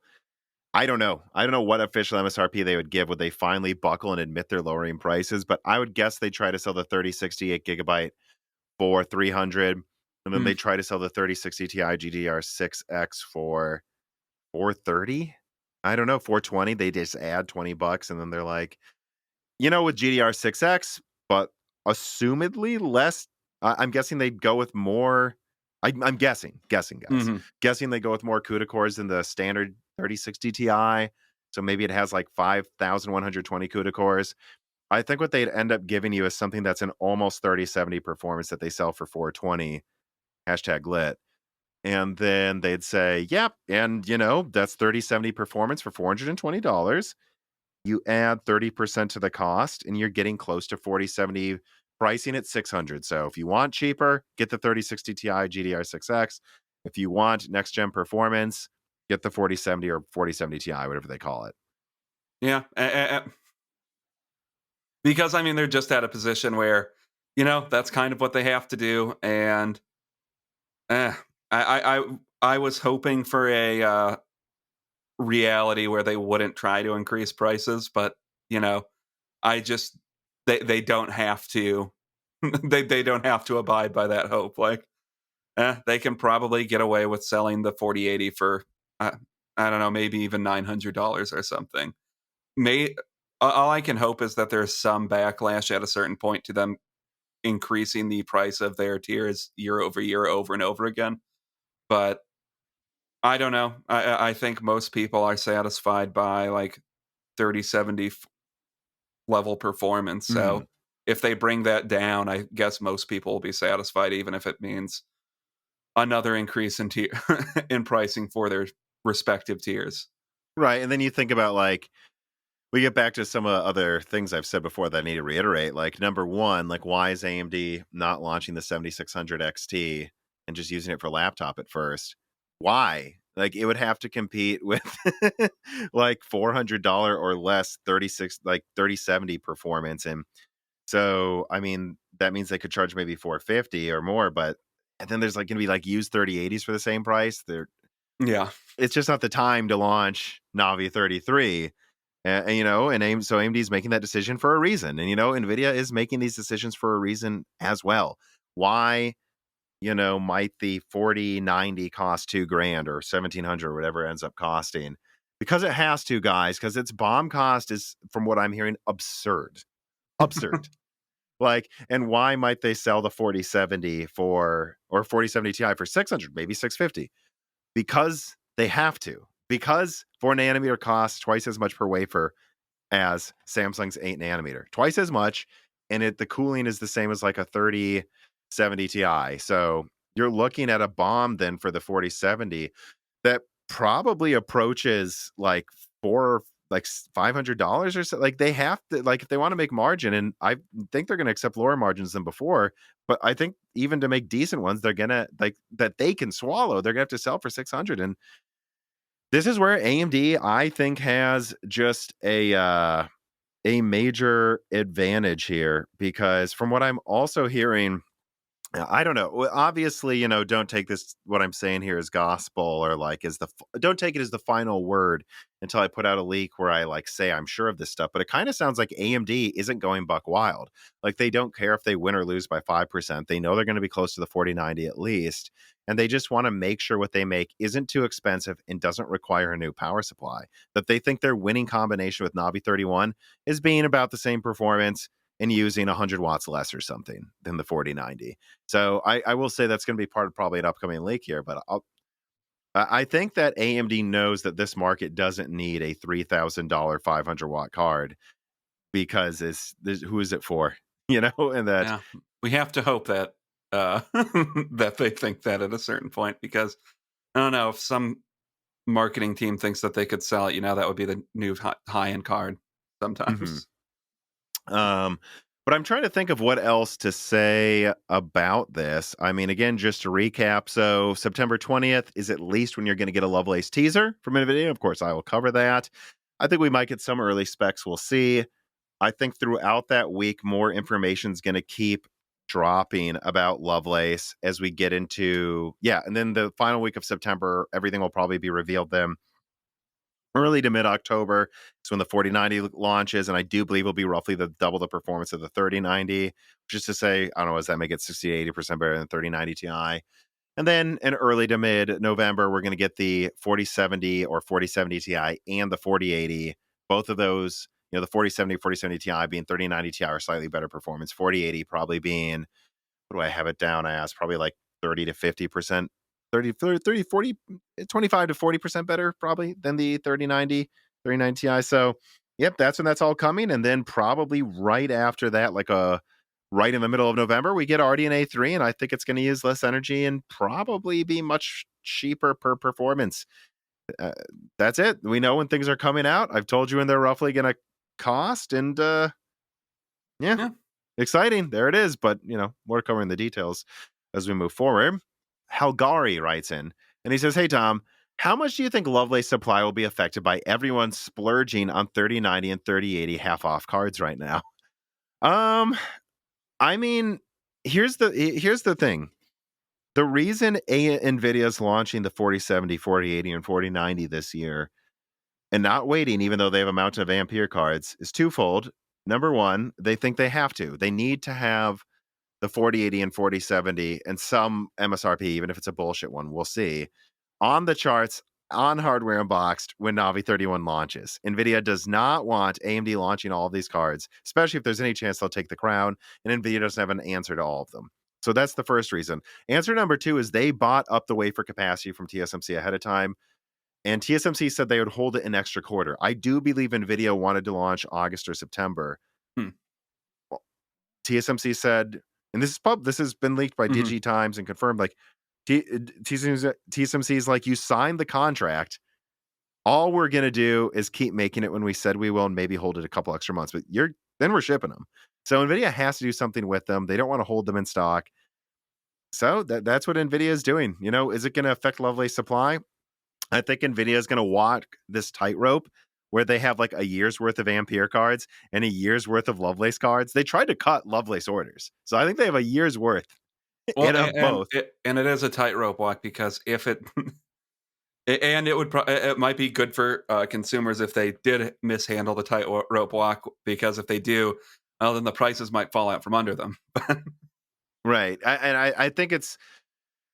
Here's how I'd put that then. I think it's impossible for Nvidia to walk this tightrope perfectly, and prices are going to keep going down through the end of this year in quarter one, with some weeks being a little more expensive because of the holiday season. But yeah, and I think what they're going to do is they're going to say, okay, we've sold through GA 102, put more 3060 and 3060 Ti's out, and those have sold through. All right, put a few more 4070s out. I think they're going to balance the 4 nanometer, 8 nanometer supply back and forth and try to make you feel like you have to buy one or the other every month, where it's like, well, this is what's in stock now. I'm sorry. And that's what I think is going to happen. And so I don't know. It'll be fascinating to see how much more aggressively AMD is willing to price RDNA 3, because they certainly aren't entering into a market that will tolerate super high prices.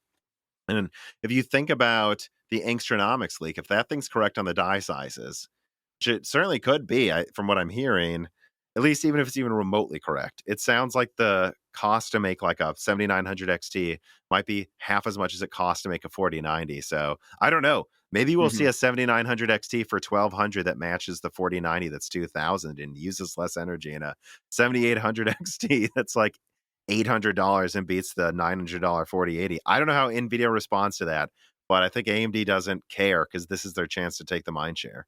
Yeah. Intet writes in and he says, I asked before if graphics card length will increase, and you said most likely not. Could you please look into this with some more concrete information with add-in board partners about the 4090 length, so we can start planning our PC builds with the upcoming processors, boards, and cards? It's probably not just I who is trying to plan ahead with a new complete build. And I fear that cases I like might be gone for a while when the new processors drop. So I understand if it's not possible and it could reveal sources, but if you could, please tell me.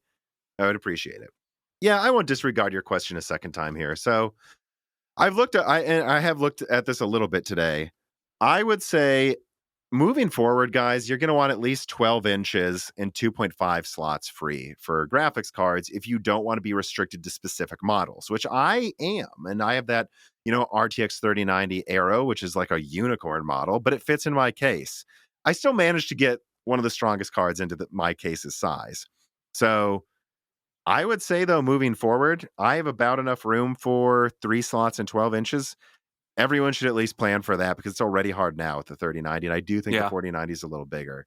And I think if you want to be safe to have almost every card, I mean, wouldn't you agree, Dan? I think you need 14 inches and 4 slots moving forward. And I do keep hearing about 4 slot variants of Lovelace potentially coming, which I'm sure there's going to be a couple. But for certainly AIB models, but even maybe a reference still I'm hearing. I would say, yeah, if you at a minimum 14 inches will probably get you. It will only be a slight pain in the ass to get certain cards in your case. Usually 14 inches is a huge pain in the ass. I'll be here all night. Everybody. Sorry, go on. No, I don't really have anything else to add to that. I mean, it's just 14 inches of space might give you enough room for like you not having to do some like geometry to figure out how to get your graphics card and certain graphics cards into the case. Right. And I guess that's what me and you would look. You're always going to be able to, I think you'll usually be able to find some model moving forward that fits within 12 inches and 2.5 slots. That's about what I have. I could actually make it a full 3 slots or a little more than that if I really move some things around with how I organize my fans. But, that's the kind of minimum to have a decent amount of options at this point. And then if you want to accept most cards that are coming, especially from Nvidia over the next few years, I think you need 4 slots and 14 inches to be safe, because even Yeah. some Founders cards are going to be huge. Alrighty then. Let us now move on to story number 5. U.S. restricts sales of sophisticated chips to China and Russia, affecting Nvidia heavily. Quoting from the New York Times, the Biden administration has imposed new restrictions on sales of some sophisticated computer chips to China and Russia. The U.S. government's latest attempt to use semiconductors as a tool to hobble rivals' advances in fields such as high-performance computing and artificial intelligence. The new limits affect high-end models of chips known as graphics processing units, or GPUs. That's from the New York Times, Yeah, guys, I know. so this is how it's written. Which are sold by Silicon Valley companies such as Nvidia and Advanced Micro Devices. I'm sure you guys have heard of them. Such products were originally developed to render images in video games, but in the past decade were widely deployed into the largest supercomputers used by scientists and by internet companies for applications such as recognizing speech and objects in photographs. Maybe I should have quoted from a tech outlet instead of New York Times. That was written like no one's ever heard of a graphics card. But yeah, from what I'm hearing, I think Jensen said that it might affect like $400 million worth of sales. It does affect Hopper. And I thought this deserved a main story. I mean, it affects AMD, it affects Intel, but I think it's worth pointing out that it really affects Nvidia in a time where I think they were hoping to maybe even take some of those GA102s they bought back and dump them as A5000s for half off. Because remember, an A5000 half off still makes its money back. Well, But now they can't. And especially with Nvidia, being so heavily involved in at least marketing their hardware for research. I actually don't know what they mean by the top of the line, or where that cutoff is for top of the line goes Basically, as the far as. A series is no longer sellable in these Okay. countries, you know. So yeah, I mean, I'm sure that will affect a lot of sales to certain types of research, and China especially is very big in research. Yeah. So, I mean, what I would say is this is bad news for the Chinese defense and AI industries. And unfortunately for the West, it's good for graphics card prices here. I don't know. I thought it deserved a Yeah. main story, though, because it really is worth reiterating, I think, how many things are going on right now that make this a perfect storm for building a system. This is feeling like 2016 again or something, where Yeah. things are going to get cheap over the next 8 months, I think, for the US and for Western Europe. Well, things Well, are those things are going to get yeah. cheap. Other things, who the hell knows? But To some extent, it just feels like like there's usually a gentle decline in prices for previous generations of hardware, and it's just a trapdoor is going to open. yeah, I mean that's and honestly, I think moving forward, that's what we're probably going to see over the next like just over the next like 5 years. I think unless of this, and then this, and it's predictable, we're going to have a lot more variance and instability, and you're going to be like, oh, everything's half off this year, next year, oh, everything's 4 times as expensive. I just think, buy what you need when you need it, and nothing more, because you're going to see a lot of this, I think, moving forward. But all right, let us now move on to story number 6. New iPhone 14 and Apple Watch models announced with nearly no increase in SOC performance. Quoting from Mark Jump at golem.de, Apple didn't give the A16, the SOC in the new iPhone 14 Pro Max, even 3 minutes of airtime in the latest Apple event. And Johnny Shruji, I hope I said that right, probably not, Senior VP for hardware technology at Apple, was once again conspicuously absent from the presentation of a new Apple SoC. No wonder, though, because the A16 differs comparatively little from the A15 that was already primarily a revised A14 chip. That doesn't mean we're dealing with a slow or even bad processor. On the contrary, as Apple fairly points out, the 3-year-old A13 is still faster than almost all of the competition, and that would mean the A14, A15, and certainly A16 is still a cutting-edge SoC in performance. But it also shows, and this is worth talking about, that the A16, it proves that Apple, being a so-called fabless company, really is dependent on what its foundry partners can offer. But let us then move past that and quote, because this is Apple's one of the major semiconductor companies. Apple is still relying on the 4-nanometer process. Well, now they're calling it a 4-nanometer instead of 5. I actually heard from Daniel Nenny that they could have called the A15 chip 4-nanometer if they probably wanted to, but instead they said like extra custom 5-nanometer. But yeah, so they're calling it 4-nanometer now. And that should allow like a 5% speed increase, which seems in line with what they've said it has. It has 16 billion transistors versus 15 billion in the A15, 2 big cores, 4 little cores, but it does also have a 50% bandwidth increase thanks to going from LPDDR4X to LPDDR5. And outside of that, though, that's really it. I mean, the iPhone 14 Pro Max is a 48 megapixel camera that uses AI to combine 4 times 12 megapixel pictures into a single picture to enhance clarity, color, and lighting. I thought that was fascinating. And it also, the iPhone 14 literally just uses like an upgraded overclocked per model A15 SoC. But it now also has limited satellite connectivity, damn. Which is like, Good. okay, well, it's I encourage people to go into the description and watch that part of the presentation. The way they're handling satellite connectivity is interesting. They basically put like the best they could do to not have to have some big thick antenna like most satellite phones. And you have to like stand at a perfect angle, but the app helps you direct it towards the satellite. And they have a compression algorithm. And I guess they just give you 2 years of support with an Apple emergency support staff that takes that compressed information and helps you get support from emergency personnel if you need it. I think that I actually think that's kind of crazy. They've added some satellite connectivity to the phone. Yeah. And the Apple Watch Ultra seems cool. It has up to 2,000 nits of brightness, so you can see it in a bright desert. It works to negative 20 degrees Celsius or 55, so negative 4 Fahrenheit or 131 degrees Fahrenheit. And it's ocean proof down 40 meters and has double GPS capability, like the latest bands, and an 86 decibel siren.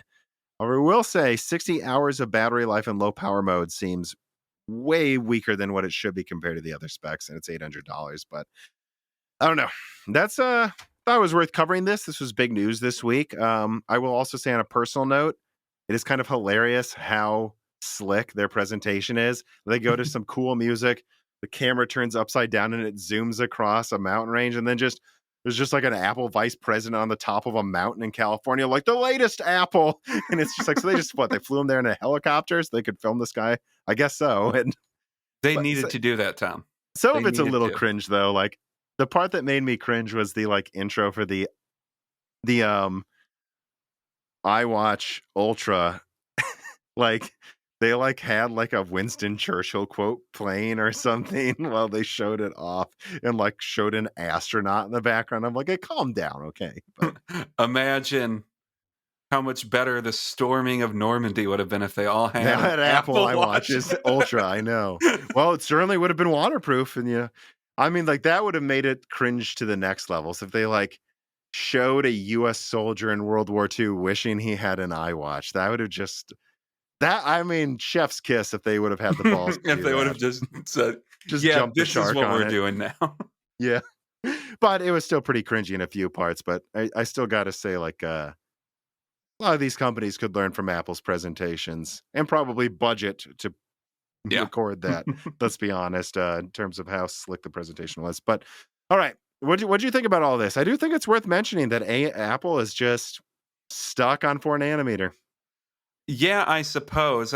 I mean, I do wonder to an extent how much this is out of necessity or if this is just them not increasing the performance of their SoC or not going that much into increasing the performance of their SoCs this year because I don't know, iPhones work pretty well already and devoting things to other features that they're putting into the next model of iPhone might take precedent to having I don't know, slightly better a slightly better SoC for the iPhone. Yeah, I mean, I would agree. I think it is totally also worth pointing out, like, Apple had to have set. I mean, they put out a new iPhone every freaking year. They keep doing it. And granted, they take a few years to plan, but you do wonder if they were like, it might be a down year. It'd be dumb for us to focus on like 3 nanometer that makes it ultra expensive. Let's focus on safety features. Hey, uncertain world. People are, there's a lot of uncertainty out there. This is the year to not raise costs and focus on safety and ruggedness. Mm-hmm. I think good decisions. I think there's legitimate decisions they may have focused on what they did focus on this year. But I guess it is still worth pointing out that just 5 nanometer, 5 nanometer, 4 just goes to show that TSMC 3 nanometer is not as desirable as they probably, at least not as Yeah, desirable that's as they true. wish it was right now. Yeah. Were there any, and again, though, you could also just say, like, I mean, they're already top performance. So, like, what are they competing with to raise performance? That's not true, Tom. The Android, they have 8 cores. So Right. That's what you want. 8 cores, not 2 cores with IPC comparable to laptops or something. and I don't know. The only other thing I have with this is that Apple Watch is getting real expensive. Yeah, I think, all right, it is like certified with scuba certification, Stan. So it's like some of that makes sense to me why it's expensive. But I would really That's want like a true. 1 week battery life here. It would be nice, yeah. I mean, less than 3 days on low power mode. I don't know. Battery longevity is a big portion of what makes something rugged in my eyes, but I don't know. Just me there. Alrighty. I'm getting tired. Let us please move on to the wrap up. Now, this is, of course, the portion where we go through a few stories briefly that weren't big enough to get their own story, but are still worth mentioning. FSR 2.0 coming to Deep Rock Galactic, Dan. You, of course, have an AMD graphics card that you game with regularly, and we play Deep Rock Galactic regularly. I'm excited to see how well that runs, because you didn't like Yeah. RSR, and you said FSR 1.0 is okay, right? Yeah. I still haven't been able to try out FSR 2.0, but I guess I can try it too, though, because it I'm works on excited to see everyone. So it. what am I saying?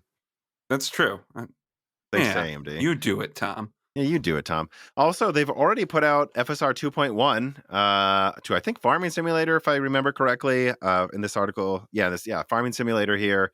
And so they're already rolling out a 2.1 FSR that fixes shimmering issues in a select bunch of games. So again, just pointing out the clip that AMD is innovating FSR here. Mm-hmm. They really do want it to be on par with DLSS when RDNA 3 launches. GPU Z adds engineering sample masking feature, which I think is interesting. Because I guess, a lot of test houses use GPU Z, and these companies are Hey, tired of that leak the leaking stuff. GPU-Z. So that's interesting that they're adding that. Also, there has been a new AMD naming scheme detailed for mobile, which is starting to look a little Intel-ish with a bunch of different numbers. I don't know how much I have to go through this, but they have E for 9 watt, C for 15 to 28 watt. Oh, that's new. U for 15 to 28 watt, HS for 35 for around 35 watt, and HX for 55 watts and higher. And I guess H would conceivably be in between those two if they use that anymore. And then let me see here. What is it? Architecture. 1 is 1 and plus. 2 is 2. Yeah, okay. Yeah, all right. Oh, and then the portfolio model near 7, 8, and 9. Oh, so I guess this also confirms that in 2023, Phoenix is 7,000 series still, and 8,000 will be used for 2024, 9,000 for 2025. So there you go. I guess that is kind of new information. Not really, Yeah, though. I But mean, they put out a new card. A new APU every year, or line of APUs every year, pretty much, right? So I don't know. That was worth mentioning. Let me move on here then. Oh, so this was initially reported as the PS4 being overclocked and performing above expectations. From what I'm reading here at the top here, not overclocked. The Mm-hmm. overclocks did not stick. Apparently, the PS4 has Linux running on it now. They benchmarked it in Unigine Heaven, and it scored like a GTX 670. There you go, everybody. Told you. It is not a 770. It is not a 7790. On average, the PS4 is at least around a 7870. It has extra ROPs, extra bandwidth compared to cards at the time. I know it has less stream processors than the 7870, but it has it has more bandwidth, more RPs, asynchronous compute units, or maybe not more RPs, but more asynchronous compute units, I should have said. Sorry. It performs like it's totally there with like high-end 7870, and I stand vindicated where I placed it on the GPU hierarchy chart, which was just updated, by the way, in preparation for Lovelace. I mean, I guess the people that were trying to say it's weaker than it is for the past 10 years, you're wrong. Yep. And by the way, guys, if they ever get Linux on the PS5, just like I was right about the PS4's performance, they're not going to fucking find the PS5 is as strong as a 2060, like some people claimed. You're going to find that it's between like an RX 6700 and a 3070, depending on the game, somewhere around there, which makes it very hard to place on our chart because of how many cards are in that performance range. But all right. And then the final thing in the wrap up, Dan, there's a new Xbox Elite controller that is cheaper. That it functionally looks like it's just a way to say they're dropping the price without saying they're dropping the price of the Elite controller. But I guess it's $130 now or something, right? Yeah, which is totally in preparation for the new premium version of the PlayStation DualSense. So I don't know that I have much to say about that. It's just, I think, No. funny to see another example of these companies like doing price drops and like just not calling them price drops. I don't know. Yeah. I guess there's definitely some college that was teaching marketing and something that at some point 5 years ago taught, or 10 years ago taught a bunch of marketers, never drop the price, change the name. Like, because everyone's doing it. I wonder if there was like, if that just became in like one textbook every university used. We didn't go to marketing school, Tom, so there's no way for us to know. Alrighty, and now let us get to the final two reader mails. Of course, you guys can submit reader mails, support us on Patreon, just like King Koro did. And he asked, "Hi, Tom and Dan. In AMD's recent Together We Advanced PCs live stream," yeah, I did read it in an annoyed way because it is a slide at the beginning teased XDNA adaptive SoCs, and it made me think about AMD's acquisition of Xilinx again, as Xilinx has been using the term adaptive SoCs for many years now already.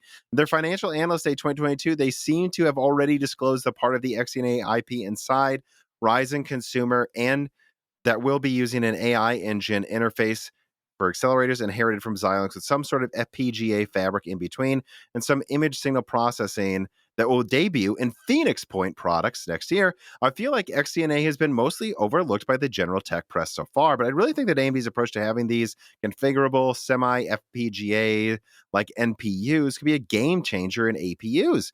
I'd like to know from you or your guests or Dan's perspective, if they have any technical details on the XDNA/AI engine coming in Ryzen consumer and embedded products.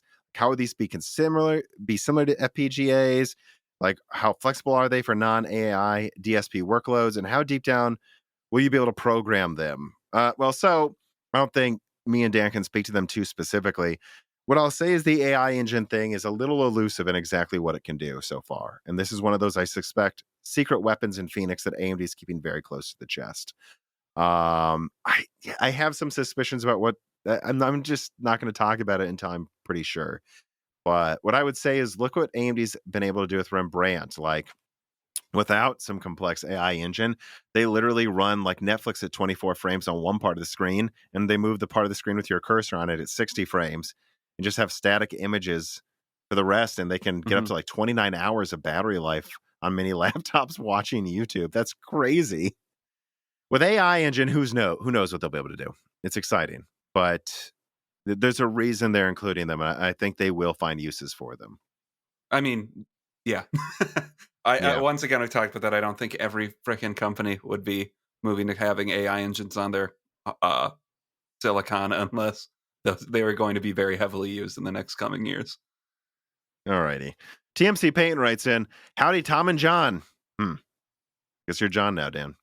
Like Tom, I studied mechanical engineering in college. I took courses in MEMS recently, and I found it fascinating. What is your intermediate to long-term outlook for MEMS as a whole? What specific applications do you believe MEMS might explode into soon? Are there any MEMS technological breakthroughs on the horizon you're excited about? Thank you both. MEMS, by the way, stands for Micro-Electromechanical Systems, a process technology used to create tiny integrated devices and mechanical systems that can combine both mechanical and electrical components. Well, speaking of explode, I bet they're used in bombs. But besides that, the best use I see for this is government. Like I like, compact mechanical microcomputers that have extra reliability for the portions that are mechanical that don't need to be capable of complex computations, but still need a computer. And for that, it's like, I mean, let's be honest, missiles, long range missiles is what I would use those for, if you ask me. Long term in laptops, I don't know. Maybe they could make a mechanical watch though that you don't need to put a stupid battery in for his, I don't know. Well, you still need the battery for it though, because so I don't know, but something like that. The only other thing I can think of is they currently seem to be used in a lot of bioinformatics hardware, or Oh, not computers, but the a big thing for like high throughput biology crap is microfluidics, and that's pretty. That's a pretty.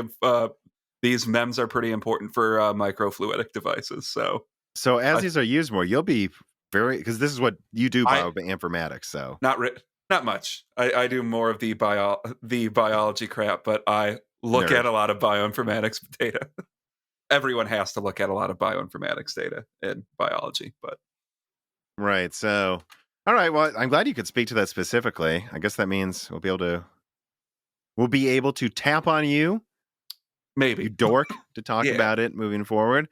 But yeah, I mean, I guess that just tells you though, right? I study mechanical engineering. What do you think you'll use it for? I'm like, bombs. What an answer for a mechanical engineer. And then Dan, biologist in DNA. Oh, I think we'll use it for.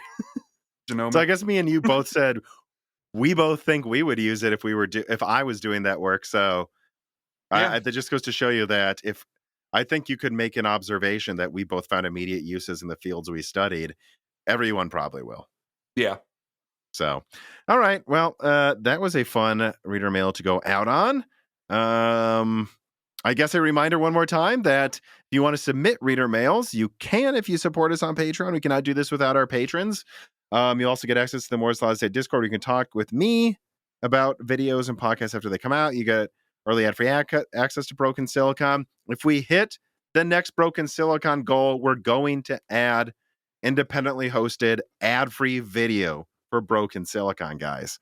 Get there, and we're working on that. It's requiring some work. So please help us get to that 1536 patron goal. We've been stuck below that for a while. It'd be awesome if we could hit that this year.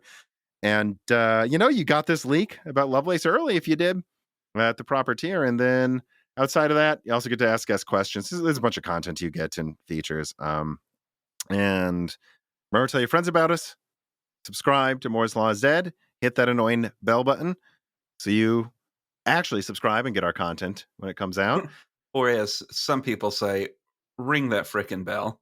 Oh, yes. And smash those mother effing like buttons. And then, subscribe to Moore's Law, to Broken Silicon on your podcast app of choice and give us a review on Apple Podcasts. It really helps a lot, too. That's it, Dan. I'm exhausted. I put out a leak. I didn't think I put out 2 leaks basically this weekend when I was hoping to have a weekend off. Guess not. It's been, but it's, it's just that time of season and a busy year. So, yeah, what's good is what's work. I have a stroke. The more work, the more tired I am, the more I stutter, but also the better it is for the channel. So I won't complain too much. Any other final words, Dan? No, I don't think so. All right. Hope you enjoyed, everybody. Have a great week. And thanks for listening and or watching. Bye. This podcast was brought to you by the YouTube channel and website Moore's Law is Dead. Moore's Law is Dead and Broken Silicon are trademarks of their creator, Tom. That guy is me, and I am indeed the creator, editor, writer, and showrunner of Moore's Law is Dead podcasts, videos, articles, and other media. However, I don't do this alone. Moore's Law is Dead is a team, with Broken Silicon co-hosted by my brother, Dan, audio editing by Gerard Cortez, and special assistance by Carbon Cry. Find all of our information, including the information of sponsors you can support, at www.mooreslawsdead.com. If you would like to send fan mail or hardware to us, please mail parcels to Moore's Law is Dead at P.O. Box 60632 in Nashville, Tennessee, zip code 37206. And speaking of fans, patrons are what makes Moore's Law is Dead content possible. The aging business model of spamming ads all over the content is dying. The future of media will be built on fans paying for the content they actually want to exist. And so if you have the extra money, but only if you do, please consider supporting us. For just $2 a month, you get access to the exclusive podcast Die Shrink, voting on subjects of future podcast episodes, the ability to have your questions read aloud on Broken Silicon, Die Shrink, and Loose Ends, and of course, access to the Moore's Law is Dead Discord, full of like-minded people who would love to meet you and talk to you about computer hardware. I am one of them. Additionally, higher tiers get access to ad-free episodes of Broken Silicon, the entire back catalog of Flyover States podcasts and other projects Moore's Law is Dead has done, and thanks in the credits of videos and other perks as well. And hey, if you can't afford to support us, please do share Moore's Law is Dead videos and podcasts with friends and family on social media, Reddit, and forums. And give Broken Silicon a 5-star review on Apple Podcast or your preferred podcast app. All of this really does help so much. And if you'd like to advertise on the podcast, hire Tom for consulting, or are a person of interest who would like to be a guest, please reach out to the email address mlhbdead@gmail.com. But as I said, this podcast would not be possible without its patrons supporting it, and so now it is time to give a personal thanks to the greatest of the fans. The following supporters are at the 10 gigahertz or higher producer levels: Ad Bedlin, Drita Full, AV, Anthony Greffa, Greg Pataki, Muhammad Arkawari, Brett Jones, Aaron Close, Little Germany, Jan Rauner, Daniel Hyde, Shredbird, Brian Riggleman, Dr. Foreman, Sam Miller, Deke, Thomas Rupp, Mechanical Philosopher, Terrence Herod, SNES Chalmers, Tom Bailey, Greg T. Wanchik, Andrew S., Frank Zielinski, Daniel D., MJB1, Eric Jackson, Justice Brennan, Sammy Good, Valco Malev, The Boss Haas, Nicholas Buckner, Spamtum G. Spamtum, Jonathan, Lord Starscream, General Jips, Blake, Franco Frederic, Matthew Lazier, Jensen Wang, Nathan Mose, Aziris, Gregory S. Acker, Dominic Koch, Jake Dude 23, Jake Martin, Cameron, Christian Lovoy, HardForum.com, Original Ross, Slicky, Lance Bassler, David Cowden, Ricky Tan, Christopher Butler, Jeezy Ziggy, Sarcastro, Stefan Hart, Jason B, Meat and Pork, Stu, Tim Robb, Luis Correa, Ian Clifford, Jesse Jaskowiak, Travis Gooding, Holden Mobley, Nanny and Chris Rich, Deepest Learners, Mads, Zutsu Taylor, Stephen Coates, Michael McGee, Chuck Glidden, Sammy Malas, Greg, Trini, Patrick Groh, Amiable Chief, Brett Summers, and Ian Nguyen, Stephen Dick, Tommy, Kunden, Brucha, Mark Mitchell, McDaffie, Delmain Peterson, James Anderson, Y. Tree, Mark Raidmaker, Dave Schultz, 3DS Boy 08, Al Buma, Narithio, Matthew Landavazo, Stefan Cole Addict, Henry Zhang, Judson N., Brendan O'Connell, The Grid, Michelle Pell, D31337 Antics, Jason Bowen, Noah Nicoel, Hexapuma, Chrysantine, Jerome Ferriera, Mayor, D. Sis, Thomas Steve, Precision, DNA Tech, 50C Desert, John O'Shea, Royce Meyer, Charles Russell, Reginald R.E., Slushba, T. Cottom, Jackson Miller, JSMMH, Neth Rizink, David Eastland, Cal, Andre Jacques, Gavin Since Reagan, Jeff Seller, Jordan Simkovic, Loophole 35, Windstar, Joker, James Iradner, Corey Leonard, Nail Lima, John Shin, Justin Bussell, Kelvin, Austin Haggerty, Roger Dailies, Shay, Julian Leaked, Corey Chappelle, Evan Dingle, C2, Timothy Baldridge, Samuel Park, Radiant Technologies Group, and of course, thank you to Sahara for the music. Sorry for my dog sneezing. I think you may have heard that while I was reading the names.